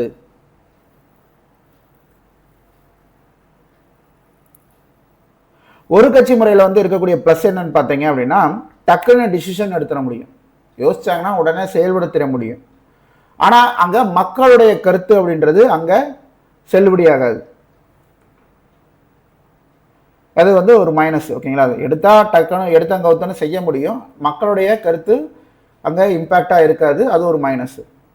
இரு கட்சி முறையில் வந்து பார்த்தோம் அப்படின்னா 2 கட்சிக்கும் நடுவில் வந்து பார்த்திங்கன்னா ஒரு நல்லிணக்கம் அப்படின்றதே இருக்காது. ஓகேங்களா? ஒரு ஒத்துழைப்பு அப்படின்றது இல்லாமல் முழுக்க அரசியல் மட்டும்தான் மயப்படுத்துவாங்க. எதை கொண்டு வந்தாலும் இந்த கட்சி கொண்டு வந்தது சரியில்லை, இது செஞ்சது சரியில்லை, இந்த திட்டம் சரியில்லை, இந்த கொள்கை சரியில்லை அப்படின்ட்டு எதை எடுத்தாலும் குற்றம் குறை சொல்லக்கூடிய ஒரு நடைமுறை தான் இந்த இருக்கட்சி முறையில் இருக்கும். பல கட்சி முறையில் வந்து பார்த்தீங்கன்னா கூட்டணி கட்சிகளிடையே கவனமாக கருத்தில் கொண்ட பேச்சுவார்த்தையின் அடிப்படையில் அதன் செயல்திறன் அப்படின்றது இருக்கு. மெஜாரிட்டி வந்துச்சுன்னா பிரச்சனை இல்லை, கூட்டணி அப்படின்ற மாதிரி ஆட்சி அமைஞ்சிருச்சுன்னா இது ஒரு மிகப்பெரிய ஒரு விஷயமா இருக்கும். ஏன் அப்படின்னா ஆட்சிக்கு விடாமல் போகணும் அப்படிங்கும்போது இந்த கூட்டணி கட்சிகிட்ட அந்த பேச்சுவார்த்தை அப்படின்றது அந்த அளவுக்கு கரெக்டாக ஹேண்டில் பண்ணிக்கணும்.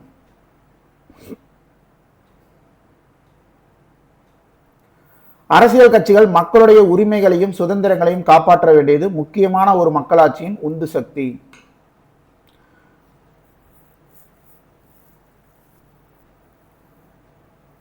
மக்களாட்சியில் அரசியல் கட்சிகளின் பங்கு. அரசியல் கட்சி என்ன பண்ணும், அந்த எம்எல்ஏ எம்பி கேண்டிடேட்டுக்காக வந்து பார்த்தீங்கன்னா அந்த வேட்பாளர்களை தேர்தலில் நிப்பாட்டும். அதுக்கப்புறம் வந்து பார்த்தீங்கன்னா அரசாங்க அதிகாரிகளின் நடவடிக்கைகளை ஒருங்கிணைத்து ஒருதரப்படுத்த முயற்சி செய்யும். பல அரசியல் அறிஞர்கள் கட்சிகள் மக்களாட்சிக்கு அவசியம் என்று நம்புகிறார்கள். அரசியல் கட்சி என்பது மக்களது இறையாண்மை மற்றும் பெரும்பான்மை ஆட்சியின் பிரதான கருவியாக ஒரு சிலரால் கருதப்படுகிறது. அரசியல் கட்சிகள் ஒழுங்காக வேலை செய்யும் பொழுது மக்களின் இறையாண்மைக்கான அவசியமான கருவிகளாக அவை இருக்கலாம். இது எல்லாமே நம்ம டிஸ்கஸ் பண்ண பாயிண்ட் தான். அரசியல் கட்சிகளே மக்களாட்சியின் உந்து சக்தி. ஒரு பொது கருத்தினை உருவாக்குவதற்கு அரசியல்வாதிகள் தங்களது பேச்சாற்றல் மற்றும் தலைமை திறன்களை பயன்படுத்துகின்றனர். நவீன கட்சி முறை. இப்போ இங்கிலாந்தில் வந்து பார்த்தோம் அப்படின்னா இரு கட்சி முறையை நம்ம சொன்னோம் இல்லையா. இங்கிலாந்தில் வந்து பார்த்தீங்கன்னா முடியாட்சியுடைய நிலையை பொறுத்து வந்து பார்த்தீங்கன்னா இப்போ 2 கட்சியுடைய இரு கட்சி முறைக்கு அது வழிவகுத்திருக்கு. என்ன கட்சி? ஒன்று பழமைவாதிகள், இன்னொன்று தாராளவாதிகள்.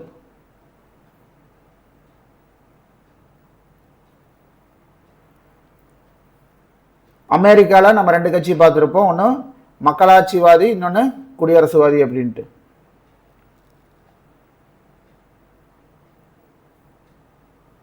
ஸோ இதெல்லாம் ஜஸ்ட் அப்படியே படிச்சுக்கங்க. ரொம்ப இது சார்ந்த கேள்விகள் அப்படின்றது இருக்காது, ஓகேவா? நான் இருந்தாலும் நான் எப்படின்றது உங்களுக்கு சொல்லிடுறேன். அமெரிக்காவில் வந்து பார்த்தீங்கன்னா ஜார்ஜ் வாஷிங்டன் பதவி காலத்தில் புதிதாக உருவாக்கப்பட்ட அமெரிக்க தேசத்தில் வலுவான தேசிய அரசாங்கத்தை ஆதரிக்கும் கூட்டாட்சி கட்சியும் மாநில தன்னாட்சி உரிமையை ஆதரிக்கும் கட்சியாக குடியரசு கட்சியும் இருந்துச்சு, ஓகேங்களா? இந்த கூட்டாட்சி கட்சி தான் வந்து பார்த்தீங்கன்னா 1828 மக்களாட்சியிலான குடியரசு கட்சி என்ற பெயர் மக்களாட்சி கட்சியாக மாற்றப்பட்டது.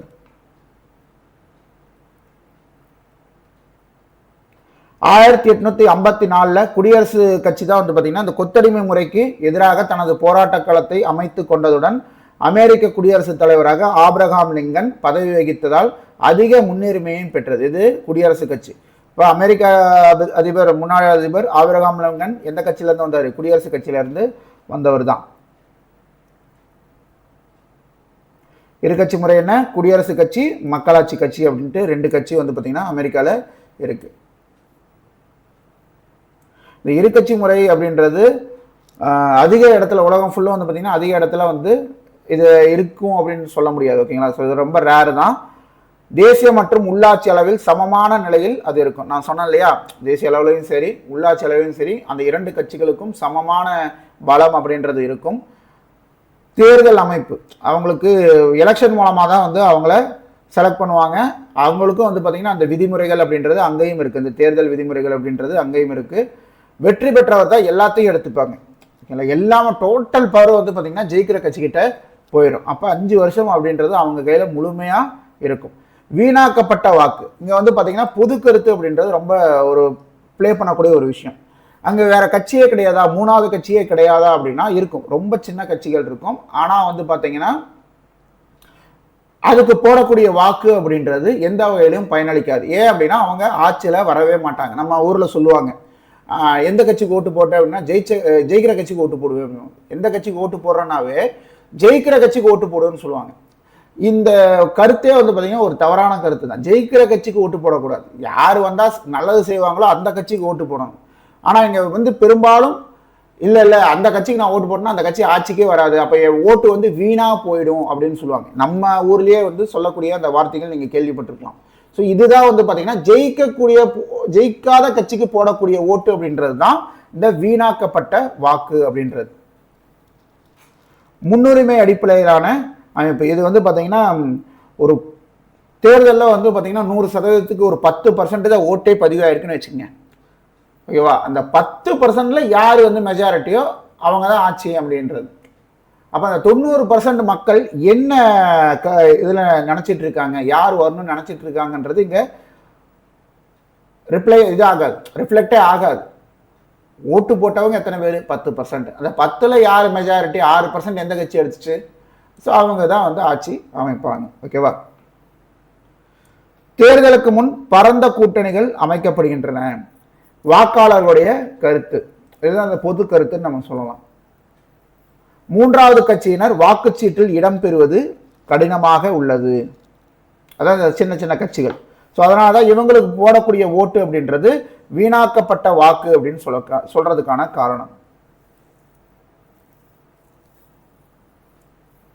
ஐரோப்பாவில் கட்சி முறை எப்படி இருக்குன்னு பார்த்தீங்கன்னா, பிரெஞ்சு புரட்சிக்கு அப்புறம் மக்களாட்சி சக்திகளை வந்து அந்த நாட்டில் வந்து அரசியல் கட்சிகளாக வந்து ஃபார்ம் ஆச்சு. என்னென்ன மாதிரி கட்சி? பழமைவாதிகள், தாராளவாதிகள் மற்றும் கிறிஸ்துவ மக்களாட்சிவாதிகளாக வந்து அந்த கட்சிகள் பிரிஞ்சிருக்கு. ஏன்னா ஒவ்வொரு கட்சிக்கும் ஒரு சித்தாந்தம் இருக்கும். அதை தான் வந்து கொள்கை அப்படின்னு சொல்லுவாங்க. கேட்டால் வந்து இப்போ ஃபார் எக்ஸாம்பிள் வந்து பார்த்தீங்கன்னா 2 வகையான சிந்தனைகள் கொண்ட கட்சிகள் இருக்கு. ஒன்று வலதுசாரி சிந்தனை, இன்னொன்று இடதுசாரி சிந்தனை. வலதுசாரி சிந்தனை அப்படின்றது பழமைவாதத்திற்கும் அப்புறம் வந்து பார்த்தீங்கன்னா பாரம்பரியத்துக்கும் முதலாளித்துவத்துக்கும் முக்கியத்துவம் கொடுக்கக்கூடியது இந்த வலதுசாரி சிந்தனை அப்படின்றது. இடதுசாரி சிந்தனை அப்படின்றது சமத்துவத்துக்கு, அப்புறம் வந்து பார்த்தீங்கன்னா சமதர்மத்துக்கு, ஸோ இந்த மாதிரி வந்து இந்த என்ன சொல்றது தொழிலாளர்களுக்கு இவங்களுக்கு முக்கியத்துவம் கொடுக்கக்கூடிய சிந்தனைன்றது இடதுசாரி சிந்தனை.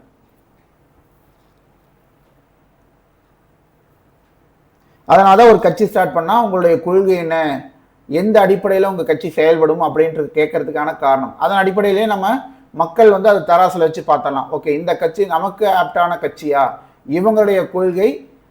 ஏன்னா ஒவ்வொரு மக்களுக்கும் அந்த மக்கள் வந்து ஏதாவது அடிப்படையில் ஒன்றா வலதுசாரி சிந்தனை கொண்டவங்களா இருப்பாங்க, இல்லைன்னா இடதுசாரி சிந்தனை கொண்டவங்களா இருப்பாங்க. ஏதோ ஒரு வகையில் அவங்களுக்குன்னு ஒரு தாட் இருக்கும். எல்லாரும் அதை வெளிப்படுத்தணுன்ற அவசியம் கிடையாது. ஆனால் அது எங்கே வெளிப்படுத்துவாங்க? அவங்களுடைய சிந்தனைகளோடு ஒத்துப்போகக்கூடிய கட்சிகளுக்கு தான் வாக்கு அப்படின்றது அளிப்பாங்க. அப்போ இருக்கக்கூடிய 2 சிந்தனை, ஒன்று வலதுசாரி, இன்னொன்று இடதுசாரி சிந்தனை. அதுதான் இந்தியாவில் இருக்கக்கூடிய பெரும்பாலான கட்சிகள் இருக்கக்கூடிய இந்த 2 கேடரில் தான் இருப்பாங்க இந்த கட்சிகள் எல்லாமே இந்தியாவில். 19ஆம் நூற்றாண்டில் சமதர்ம இயக்கங்கள் பிரபலமடைந்து சமூக மக்களாட்சி அல்லது தொழிலாளர் கட்சிகள் உருவாச்சு. எங்க? ஐரோப்பாவில். அப்புறம் வந்து பார்த்தீங்கன்னா ரஷ்யாவில் போல்ஸ்விக் கட்சி வந்து 1917 வந்துச்சு. அதுக்கப்புறம் வந்து பார்த்தீங்கன்னா பொது உடைமை அப்படின்றது ரொம்ப பாப்புலர் ஆச்சு. இங்கே ரஷ்யாவில் வந்து பார்த்தீங்கன்னா பொது உடைமை புரட்சி அப்படின்றது ரொம்பவே பாப்புலர் ஆச்சு. அப்போ இந்த பொது உடைமை கட்சி அப்படின்றது ரொம்ப ஃபேமஸ். அதற்கப்புறம் வந்து பார்த்தீங்கன்னா அந்த பனிப்போர், அமெரிக்கா கூடக்கான அந்த பனிப்போர் முடிவுக்கு அப்புறம் வந்து பார்த்தீங்கன்னா இந்த பொது உடைமை கட்சி அதோடைய புகழை வந்து ரஷ்யாவில் இழந்துச்சு.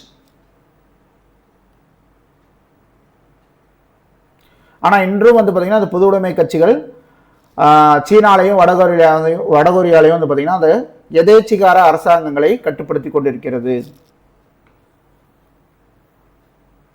பொது உடைமை கட்சினா ஒன்றும் கிடையாது, கம்யூனிஸ்ட் கட்சி தான் பொது உடைமை கட்சி.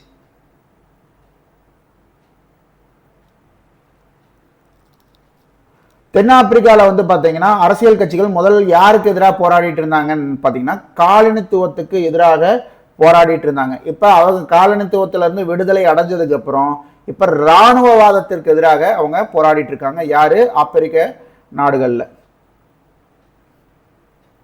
தென்னாப்பிரிக்காவின் அரசமைப்பு 18 வயதில் அனைவருக்கும் வாக்குரிமை, பொதுவான வாக்காளர் பட்டியல், வழக்கமான தேர்தல், கட்சிகளுக்கு வந்து பார்த்தீங்கன்னா அந்த பொறுப்புணர்வு, பதில் சொல்றது, வெளிப்படையான அரசாங்கத்தை உறுதிப்படுத்த பல கட்சி முறை, மக்களாட்சி அவசியம். இதெல்லாம் வந்து பார்த்தீங்கன்னா தென்னாப்பிரிக்காவுடைய அரசமைப்பில் இருக்கக்கூடிய விஷயங்கள்.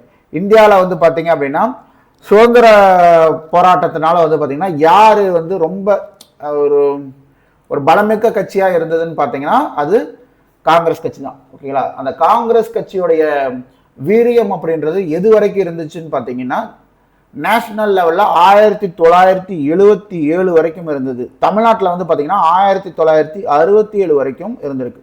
ஸோ முதல் பொது தேர்தல் 1952 நடந்ததா, 52 இருந்து கிட்டத்தட்ட நேஷனல் லெவலில் அவங்களுடைய வீரியம் அப்படின்றது 1977 வரை வேறு எந்த கட்சியுமே வந்து ஆட்சிக்கு வந்து அமர முடியாத அளவுக்கு வந்து பார்த்தீங்கன்னா ஒரு அப்பர் ஹேண்டடாக வந்து இருந்தாங்க.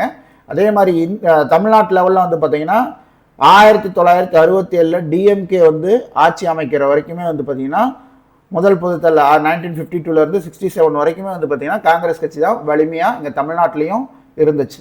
அதற்கான காரணம் என்னன்னு பார்த்தீங்க அப்படின்னா முதல்ல வந்து பார்த்தீங்கன்னா அவங்க சுதந்திர போராட்டத்தில் கலந்துக்கிட்டதாகட்டும், தேர்தல் அரசியலை வந்து பெரிதாக வந்து அவங்க நினைக்காம மக்களோட இந்த சுதந்திரத்துக்காக வந்து முன்னுரிமை கொடுத்து அவங்க செயல்பட்டதாகட்டும், இதெல்லாமே வந்து பார்த்தீங்கன்னா மக்கள் மனசில் அந்த கட்சி மேலே ஒரு அபரிவிதமான நம்பிக்கையை அந்த கட்சி அப்படின்றது வாங்குச்சு. அதனால தான் வந்து பார்த்தீங்கன்னா இந்தியா சுதந்திரம் வாங்கினதுக்கப்புறம் வந்து பார்த்தீங்கன்னா முதல் பொது தேர்தலிருந்து 1977 வரைக்குமே வந்து பார்த்தீங்கன்னா அந்த கட்சிக்கு பதிலாக வேற கட்சி அப்படின்றது மாற்று கட்சி ஆட்சியில் இருக்குது அப்படின்ற ஒரு நடைமுறையே இல்லாத அளவுக்கு வந்து பார்த்தீங்கன்னா ஸ்ட்ராங்காக காங்கிரஸ் இருந்துச்சு. ஓகேங்களா? இந்திய அளவில். தமிழ்நாட்டு அளவில் 1967 வரைக்குமே காங்கிரஸ் ஒரு அசைக்க முடியாத கட்சியாக தான் மாநிலத்திலேயே இருந்தது. அதற்கப்புறம் தான் வந்து பார்த்தீங்கன்னா டிஎம்கே அப்படின்றது 1967 வந்தாங்க. அப்புறம் 1977 ஏடிஎம்கே எம்ஜிஆர் அவர் ஆட்சி பிடிச்சாரு.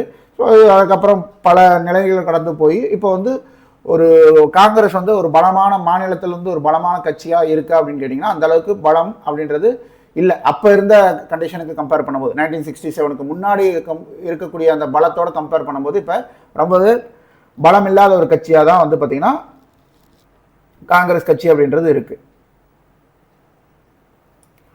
சுதந்திர போராட்டத்தினாலும் தேசியவாதத்தின் எழுச்சியினாலும் இந்தியாவின் கட்சி முறைகள் இந்திய வரலாற்றில் நீண்ட காலமாக ஒரே கட்சி அரசியல் அரங்கில் ஆதிக்கம் செலுத்தியுள்ளது.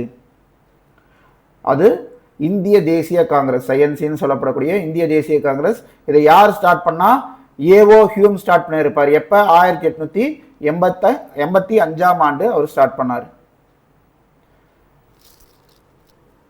இந்த கட்சி எப்போ வந்து முழுமையான அரசியல் சுதந்திரத்தை வந்து டிமாண்ட் பண்ணாங்கன்னு பார்த்தீங்க அப்படின்னா 1921 டு 23 நடந்த ஒத்துழையாமை இயக்கத்திற்கு பின்னால தான் வந்து பார்த்தீங்கன்னா காங்கிரஸ் ஒரு முழுமையான அரசியல் சுதந்திரம் அப்படின்றது வேணும் அப்படின்ட்டு டிமாண்ட் பண்ண ஸ்டார்ட் பண்ணாங்க.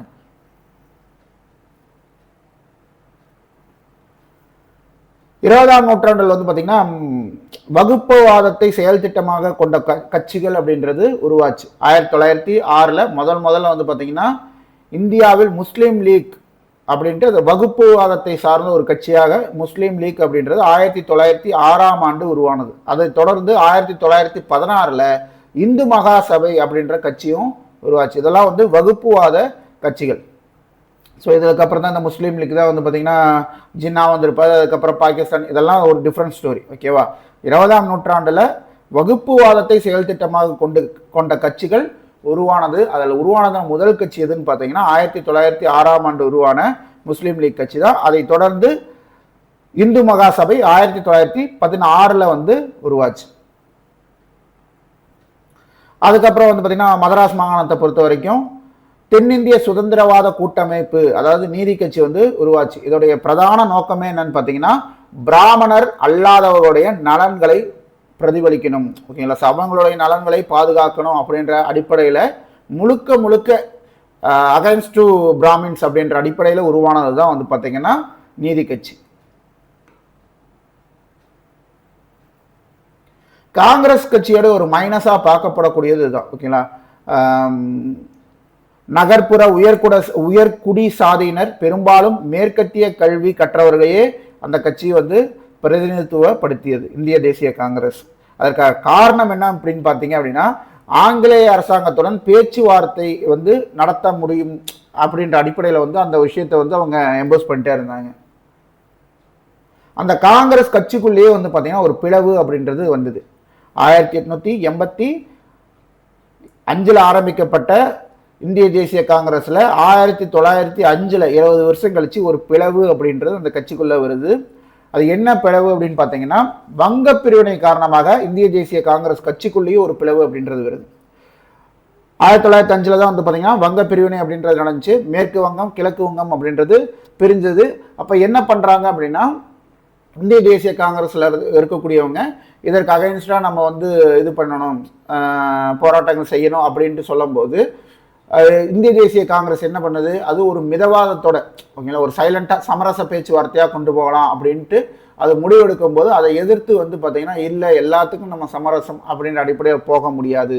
சூரத் மாநாட்டில் 1907 சூரத் மாநாட்டில் வந்து பார்த்தோம்னா, ஓகே இது செயல்பட்டு வராது, எங்களுடைய சிந்தனைகளும் உங்களுடைய மிதவாதிகளுடைய சிந்தனையும் நாங்கள் எங்களுடைய சிந்தனையும் வந்து பார்த்தீங்கன்னா ஒரே மாதிரி இல்லை அப்படின்ட்டு சொல்லி தான் இந்த தீவிரவாதிகள் மிதவாதிகள் அப்படின்ட்டு 2 டைவர்ஷன் அப்படின்றது வருது. இதற்கப்புறம் வங்க பிரிவினைக்கு அப்புறம் 1907 சூரத் மாநாட்டுக்கு அப்புறம்.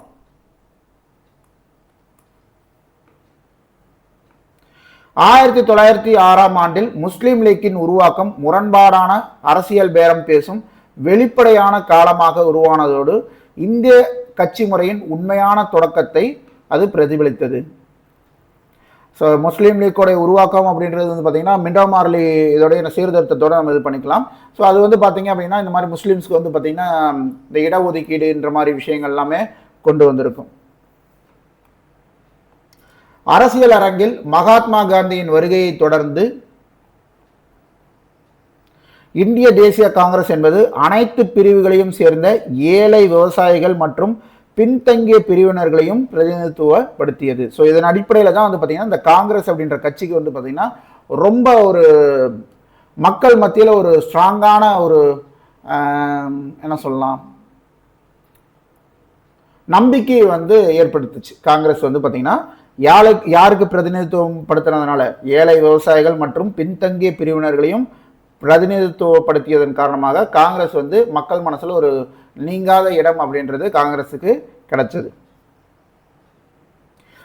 இது வந்து பார்த்தீங்கன்னா மற்ற கட்சிகள் ஓகேங்களா, மற்ற முக்கிய கட்சிகள் அந்த டைமில் இருந்த கட்சிகள் எது சித்ரஞ்சன் தாஸ் தொடங்கிய சுயராஜ்ய கட்சி. இது வந்து பார்த்தீங்கன்னா புத்தகத்தில் 1922 ஆண்டுன்னு கொடுத்துருக்காங்க. உண்மையாக அந்த கட்சியை தொடங்கினது எப்போன்னு பார்த்தீங்கன்னா ஜனவரி 1, 1923 தொடங்கியிருப்பார்.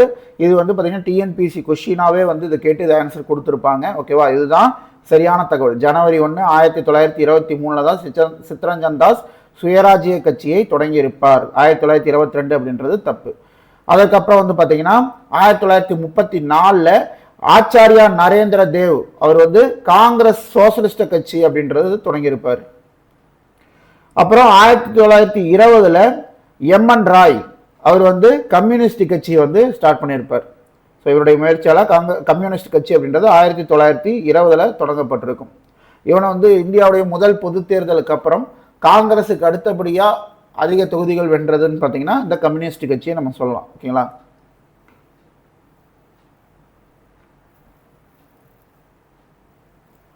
பரப்புரைகளில் ஈடுபடும் பல அரசியல் கட்சிகள் தேர்தலில் போட்டியிடாமல் இருந்தன. இந்த மாதிரி வந்து பார்த்தீங்கன்னா இந்த பரப்புரையில் ஈடுபடுறது, போராட்டத்தில் ஈடுபடுறது, பேரணியில் ஈடுபடுறது, இந்த மாதிரி ஈடுபட்டு தேர்தல் அரசியலில் வந்து பங்கு பெறலை அப்படின்னா அவங்கள நம்ம என்ன சொல்லுவோம், அழுத்த குழுக்கள் அப்படின்னு சொல்லுவோம். ஓகேங்களா, அவங்க வந்து கவர்மெண்ட்டுக்கிட்ட இருந்து ப்ரெஷரைஸ் பண்ணி நல்ல நல்ல விஷயங்களை மக்கள்கிட்ட கொண்டு போய் சேர்க்கறது மட்டுமே அவங்களுடைய பிரதான நோக்கமாக, அழுத்த குழுக்களுடைய பிரதான நோக்கமாக இருக்கும்.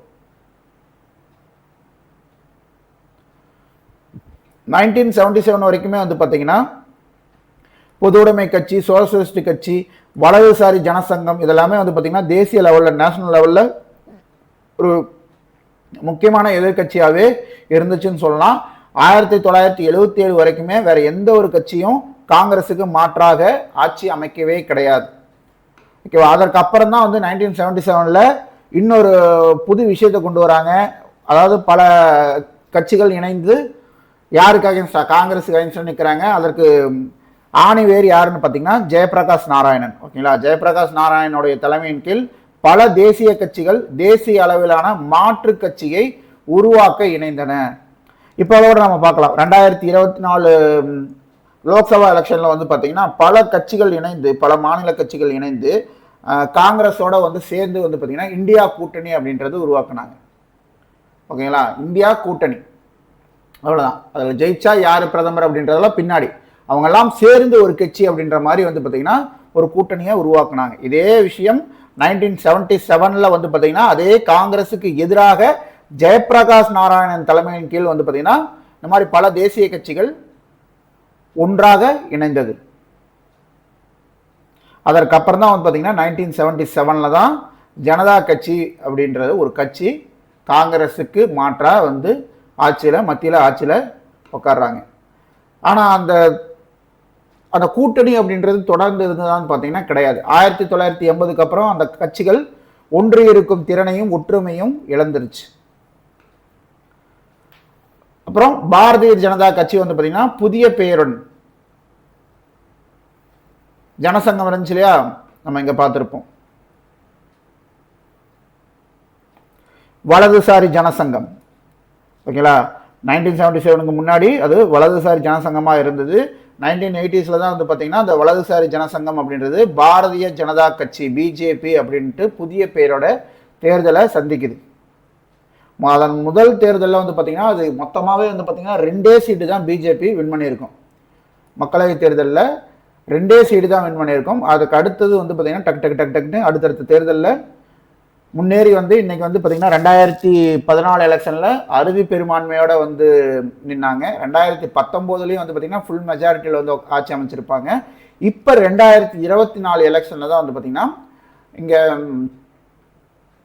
சந்திரபாபு நாயுடு தெலுங்கு தேச கட்சியும் பீகாரில் வந்து பார்த்தீங்கன்னா நிதிஷ்குமார் கூடவும் வந்து ஒரு கூட்டணி ஆட்சியாக வந்து அமைச்சிருப்பாங்க.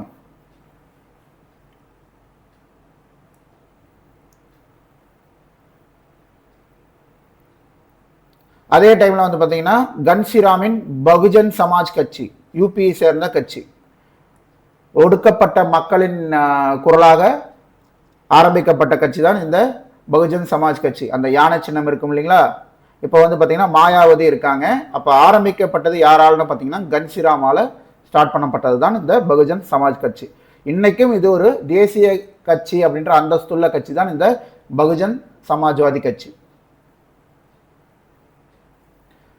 அதே டைமில் கேரளா, மேற்கு வங்காளம், திரிபுராலாம் வந்து பார்த்தீங்கன்னா பொது உடைமை கட்சி மார்க்சிஸ்ட் கம்யூனிஸ்ட்னு சொல்லுவோம் இல்லைங்களா, அந்த கட்சி அப்படின்றது ரொம்ப பலம் வாய்ந்ததாக இருந்தது. ஈவன் வந்து மேற்கு வங்காளத்தில் வந்து பார்த்தோம் அப்படின்னா மம்தா பானர்ஜி அகில இந்திய திரிணாமுல் காங்கிரஸ் வந்து அவங்க ஆட்சி அமைக்கிறதுக்கு முன்னாடி வரைக்குமே வந்து பார்த்தீங்கன்னா இவங்க வந்து இந்த மார்க்சிஸ்ட் கம்யூனிஸ்ட் கட்சி வந்து பார்த்தீங்கன்னா ரொம்ப ஸ்ட்ராங்காக இருந்தாங்க. ஈவன் வந்து கேரளாவில் எடுத்துக்கிட்டிங்கன்னா கூட 2 கட்சி தான் மாறி மாறி வந்து உட்காரும். ஒன்று காங்கிரஸ், இன்னொன்று வந்து பார்த்தீங்கன்னா மார்க்சிஸ்ட் கம்யூனிஸ்ட்.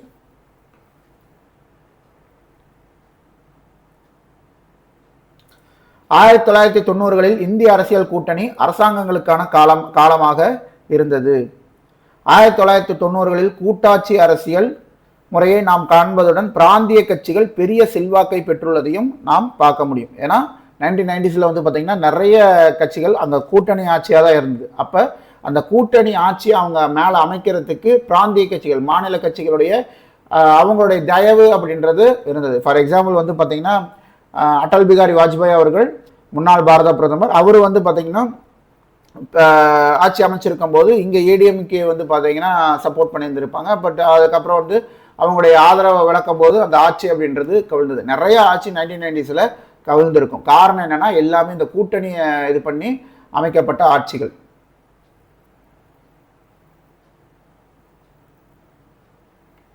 ஓகே, ஸோ என்னென்ன பிராந்திய கட்சிகள் இருக்குன்னு பார்ப்போம். இதை தாண்டி இன்னும் நிறையா கட்சிகள் இருக்கும். ஓகேங்களா, முக்கியமான பிராந்திய கட்சிகள், மாநில கட்சிகள் என்னென்னு பார்த்தோம்னா பஞ்சாபுடைய சிரோமணி அகாலிதளம், உத்தரப்பிரதேசத்தில் கூடிய சமாஜ்வாதி கட்சி, அகிலேஷ் யாதவ் இருக்கார் இல்லையா, அவங்களுடைய கட்சி, ஆந்திர பிரதேசத்தில் தெலுங்கு தேசம் கட்சி, பீகாரில் ராஷ்ட்ரிய ஜனதா தளம், மேற்கு வங்காளத்தில் அகில இந்திய திரிணாமுல் காங்கிரஸ், தெலுங்கானா ராஷ்ட்ரிய சமிதி, அதுக்கப்புறம் அசாமில் அசாம் கண பரிஷத், மகாராஷ்டிரா சிவசேனா. இந்த சிவசேனா வந்து பார்த்தீங்கன்னா ஆரம்பிச்சது பால் தாக்கரே அவர்கள், அவங்களுடைய பையன் தான் வந்து பார்த்தீங்கன்னா உத்தவ் தாக்கரே. இன்னைக்கு வந்து பார்த்தீங்கன்னா அந்த கட்சி பார்த்தீங்கன்னா அந்த கட்சியில் இருந்த ஒரு உறுப்பினராக இருந்து இன்னைக்கு துணை முதல்வராக இருக்கக்கூடிய ஷிண்டே அவர்களுடைய கைக்கு போயிடுச்சு. ஓகேங்களா, ஸோ மகாராஷ்டிராவில் ஒரு முக்கியமான கட்சி இந்த சிவசேனா அப்படின்றது. ஜம்மு காஷ்மீரை பொறுத்த வரைக்கும் தேசிய மாநாட்டு கட்சி, மக்கள் ஜனநாயக கட்சி. தமிழகத்தில் வந்து பார்த்தீங்கன்னா 2 கட்சி, டிஎம்கே, ஏடிஎம்கே. இதெல்லாம் வந்து முக்கியமான மாநில கட்சிகள்.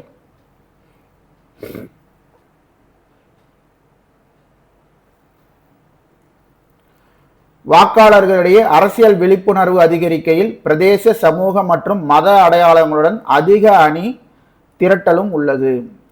ஓகேங்களா? ஸோ அரசியல் விழிப்புணர்வு வந்து மக்கள்கிட்ட வாக்காளர்கள்ட்ட வரும்போது என்ன ஆகும்னா அந்த பிரதேசம் சார்ந்து அந்த பகுதியை சார்ந்து அந்த சமூகம் சார்ந்து நிறைய வந்து சமூக கட்சிகள்லாம் இருக்கும். ஓகேங்களா? இந்த சமூகத்துக்கான கட்சி அந்த சமூகத்துக்கான கட்சி அப்படின்ட்டு, இல்லைன்னா வந்து இந்த மதத்தை சார்ந்த கட்சி. ஓகேங்களா? ஸோ இது வந்து இந்து மக்களுக்கான கட்சி, இது வந்து முஸ்லீம் மக்களுக்கான கட்சி, இது வந்து கிறிஸ்டின் மக்களுக்கான கட்சி அப்படின்ட்டு மதம் சார்ந்த அடையாளத்தோடையும் வந்து பார்த்திங்கன்னா நிறைய கட்சிகள் அப்படின்றது இல்லைன்னா அணி அப்படின்றது உருவாயிட்டே வரும்.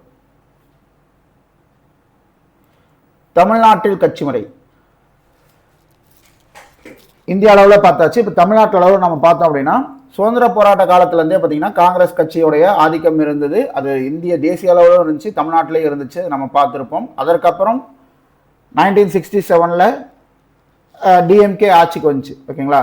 ஸோ அதற்கு மிக முக்கியமான காரணமாக இருந்தது யாருன்னு பார்த்தீங்கன்னா திராவிட இயக்கத்தை ஆரம்பித்த ஈவேரா அவர்கள். அவருடைய இதுதான் வந்து பார்த்தீங்கன்னா திராவிட உரிமைகள், சுயமரியாதை, கண்ணியம் ஆகியவற்றை யார் வலியுறுத்தினார்? ஈவேரா வலியுறுத்தியிருப்பார். ஸோ இது போக வந்து பார்த்தீங்கன்னா மிக முக்கியமான விஷயமா பார்க்கப்படுறது இந்த வடக்கு எதிர்ப்பு அப்படின்றது, இந்தி எதிர்ப்பு. இப்போ இந்தி எதிர்ப்பெல்லாம் வந்து பார்த்தீங்கன்னா காங்கிரஸ் கட்சிக்கு ஒரு மிகப்பெரிய ஒரு அடியாகவே இருந்திருக்கும். அதனால தான் வந்து பார்த்தீங்கன்னா அந்த டைமில் டிஎம்கே அப்படின்றது உள்ள வருது. காங்கிரஸ் கட்சி அதோடைய முக்கியத்துவத்தை இழந்து அடுத்தபடியாக டிஎம்கே அப்படின்றது உள்ளேயே வருது. அப்போ அதற்கு முக்கிய காரணமாக இருந்தது என்ன?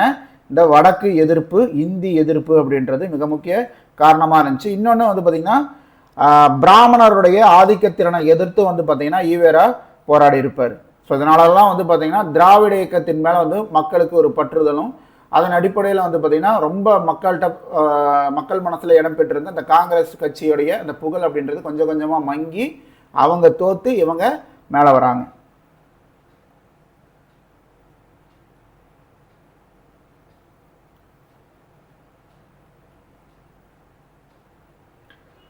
மக்களாட்சியில் அரசியல் கட்சிகளுடைய பங்கு இது வந்து பார்த்தீங்கன்னா இந்த எல்லோவில் ஹைலைட் பண்ணியிருக்கிறது ரொம்ப முக்கியமான பாயிண்ட் கிடையாது. பட் இருந்தாலும் என்னன்றது தெரிஞ்சு வச்சுக்கங்க. ஓகேங்களா? வலதுசாரியோடைய சிந்தனை என்ன? பழமைவாதம், பாரம்பரியம், முதலாளித்துவம். இடதுசாரி சிந்தனை அப்படின்றது சமத்துவ சார்பு, தாராளவாதம், தொழிலாளர் நலன். இந்த சிந்தனை அடிப்படையில் தான் இந்த வலதுசாரிகள் கட்சிகள் செயல்படும். இந்த சிந்தனையின் அடிப்படையில் தான் இந்த இடதுசாரி கட்சிகள் அப்படின்றது செயல்படும். இப்போ வலதுசாரி சிந்தனை உள்ள கட்சிகள் எதுன்னு நம்ம சொல்லலாம்னா பிஜேபி வலதுசாரி சிந்தனை உள்ள கட்சி, அப்புறம் சிவசேனா வந்து பார்த்திங்கன்னா வலதுசாரி சிந்தனை உள்ள கட்சி, இதெல்லாம் நம்ம சொல்லலாம். இடதுசாரி அப்படின்றது கம்யூனிஸ்ட்டு, இந்திய கம்யூனிஸ்ட், மார்க்சிஸ்ட் கம்யூனிஸ்ட், இது எல்லாமே வந்து பார்த்திங்கன்னா இடதுசாரி சிந்தனையை நம்ம சொல்லலாம். விடுதலை சிறுத்தைகள் கட்சி இதெல்லாமே வந்து இடதுசாரி சிந்தனையை முன்னிறுத்தக்கூடிய கட்சிகள்.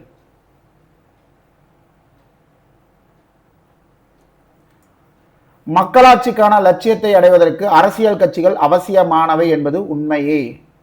ஒரு மக்களாட்சி நிலைத்திருக்கணும் அப்படின்னா அங்கே அரசியல் கட்சிகள் அப்படின்றது ரொம்பவே முக்கியம். அதெல்லாம் எந்த ஒரு மாற்று கருத்துமே கிடையாது. ஆனால் என்ன ஆகுன்னு பார்த்தீங்கன்னா மக்களாட்சி அப்படின்ற கோட்பாடே இல்லாமல், மக்களாட்சி அப்படின்றது எப்படி நிலை பெறணும் அப்படின்ற அந்த சிந்தனையே இல்லாமல் தன்னுடைய தனிப்பட்ட கட்சியோட வளர்ச்சி அப்படின்ற மாதிரி திங்க் பண்ண ஆரம்பித்தாங்கன்னா என்னாகும்? அந்த கட்சியால் அமைக்கப்பட்ட அரசு அப்படின்றது ஒரு சர்வாதிகார ஆட்சியாக மாறிடும். அப்போ என்ன ஆகும்னு பார்த்தீங்கன்னா அதுவே மக்களாட்சிக்கு ஒரு முக்கியமான சவாலாகவும் மாறிடும். ஓகேங்களா? மக்களாட்சி நடைபெறணும்னா அரசியல் கட்சி முக்கியம்தான், அதில் எந்த மாற்றமும் கிடையாது. ஆனால் அப்படி உருவாகக்கூடிய கட்சி தன் கட்சி சார்ந்த தன்னுடைய கட்சி மேலே வரணும், தன்னுடைய கட்சியை வந்து எல்லா இடத்துலையும் பிரதானமாக இருக்கணும், மற்ற எல்லா கட்சிகளும் சிதைச்சிடணும் அப்படின்ற அடிப்படையில் அவங்க செயல்பட ஆரம்பித்தாங்கன்னா அந்த கட்சியை என்ன ஆகும்? ஒரு சர்வாதிகார கட்சியாக ஆகிடும். ஆனால் அது என்ன ஆகும்? கடைசியாக மக்களாட்சியோட அடிப்படையாக உருவாக்கப்பட்ட அந்த அரசியல் கட்சியை மக்களாட்சிக்கு எதிராக நிற்கக்கூடிய சூழ்நிலை அப்படின்றது உருவாகும். ஓகேங்களா? ஸோ ஒரு பாசிட்டிவ் இருக்குன்னா ஒரு நெகட்டிவும் இருக்கு. மக்களாட்சியில் எதிர்கட்சிகளுடைய பங்கு. கட்சி முறை மற்றும் மக்களாட்சி ஆகியவற்றிற்கு இடையிலான உறவு மக்களாட்சியில் எதிர்கட்சிகளின் பங்கு பற்றிய விவாதம் இல்லாமல் முழுமையடையாது. ஓகேங்களா. மக்களாட்சியை பற்றி, இந்த கட்சி முறையை பற்றி பேசணும், அதுக்கப்புறம் மக்களாட்சியில் பொது கருத்தை பற்றி பேசணும், இது எல்லாமே பேசணும். ஆனால் மக்களாட்சியில் எதிர்கட்சிகளுடைய பங்கை பற்றி நம்ம பேசாமல் மக்களாட்சி அப்படின்ற ஒரு விஷயத்தை நம்ம ஃபுல்ஃபில்டாக முடிக்க முடியாது. ஏன்னா எதிர்கட்சி அப்படின்றது அந்த அளவுக்கு ஒரு ஸ்ட்ராங்கானது.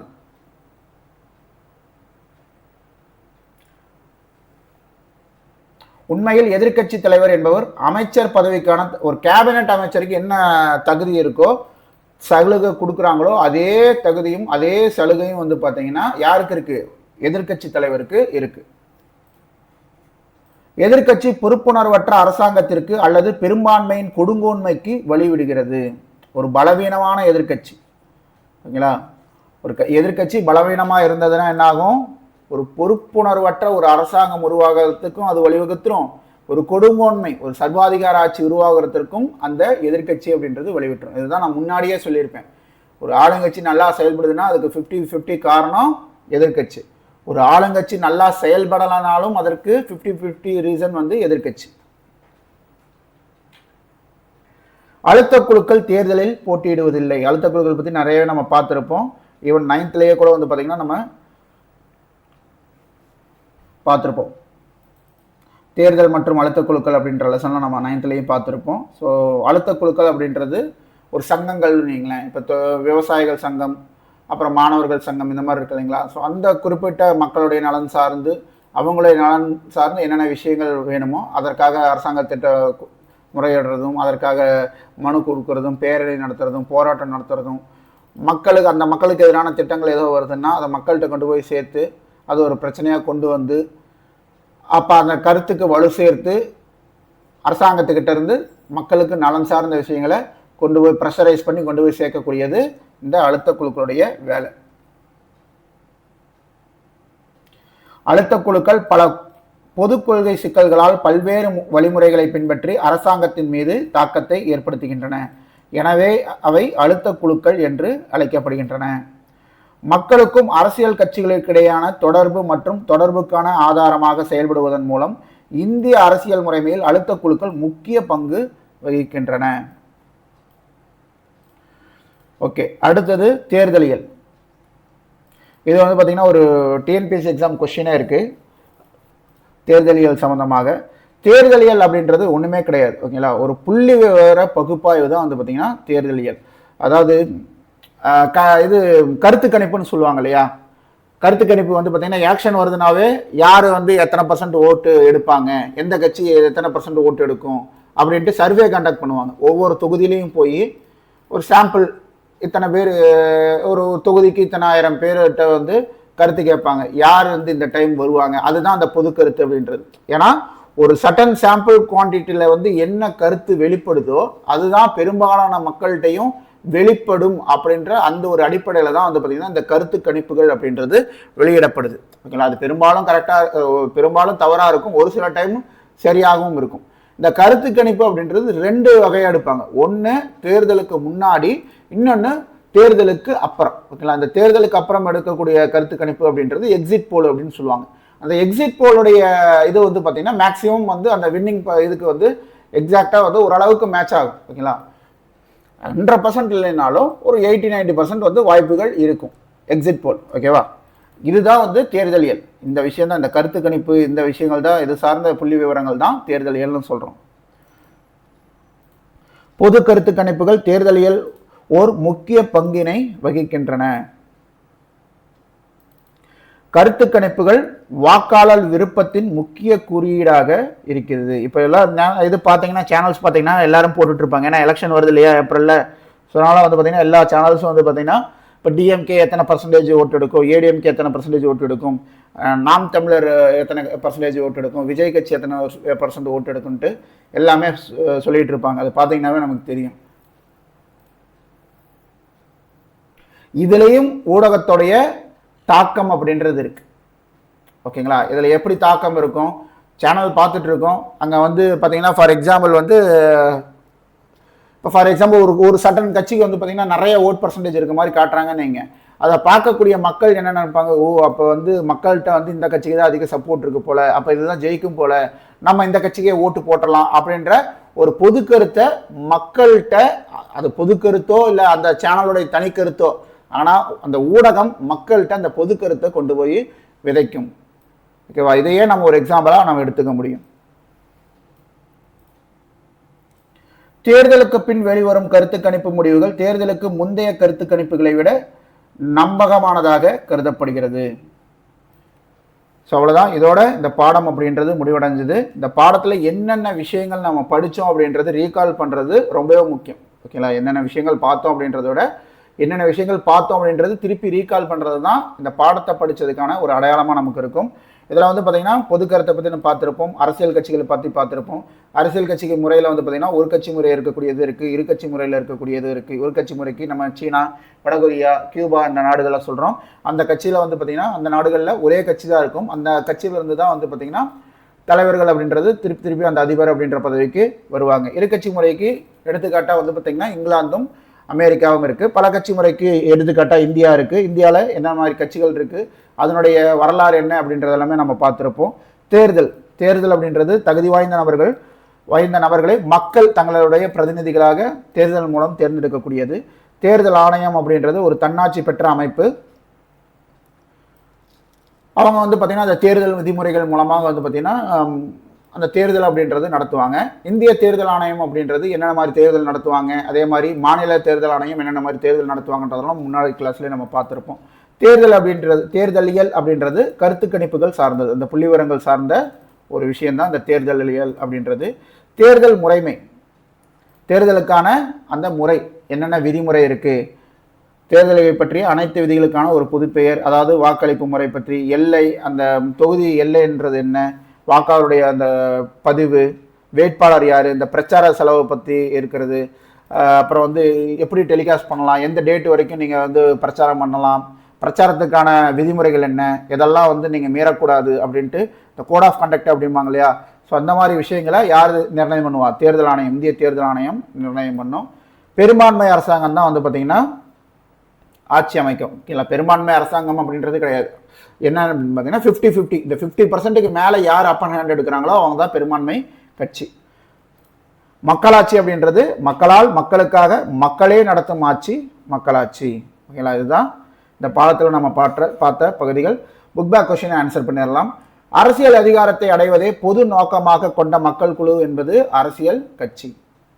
அப்படி இல்லை, அரசியல் அதிகாரத்தை அடைவது நோக்கமாக இல்லாத விஷயம் இது, அது அப்படி இருந்துச்சுன்னா அது அழுத்த குழுவாயிரும். அழுத்த குழு, தன்னல குழு ரெண்டுமே ஒரே விஷயம்தான். கீழ்கண்டவற்றில் அரசியல் கட்சிகளின் முக்கிய அங்கம் எது? தலைவர்கள், தொண்டர்கள், செயல் உறுப்பினர்கள். இவங்க தான் வந்து பார்த்தீங்கன்னா இந்த 3 பேருமே அரசியல் கட்சியுடைய முக்கிய அங்கம். ஸோ இவை அனைத்தும். கீழ்கண்டவற்றில் அரசியல் கட்சியின் செயல்பாடு தேர்தலில் போட்டியிடுறது, அரசாங்கத்தை ஃபார்ம் பண்ணுறது, அதை வந்து இயக்கிறது, பொதுக்கருத்தை உருவாக்குறது, அதற்காக சட்டங்களை ஏற்றுவது, இது எல்லாமே அரசியல் கட்சியுடைய செயல்பாடு தான். அரசாங்கத்தை இயக்கும் அரசியல் கட்சி எது? ஆளும் கட்சி தான். அவங்க தான் அரசாங்கத்தை டிரைவ் பண்ணுவாங்க. டிரைவ் பண்ணாத அரசியல் கட்சி அது எதிர்கட்சி. அரசியல் கட்சிகளின் எழுச்சியுடன் நேரடியாக இணைக்கப்பட்டுள்ளது. பிரதிநிதித்துவ மக்களாட்சியின் தோற்றம், பெரிய அளவிலான சமுதாயங்கள், அரசாங்கத்தை தடுத்து நிறுத்துவதற்கும் ஆதரவு தருவதற்குமான வழிமுறை, இது எல்லாமே அரசியல் கட்சிகள் எழுச்சியுடன் நேரடியாக இணைக்கப்பட்டுள்ள ஒரு கருத்து.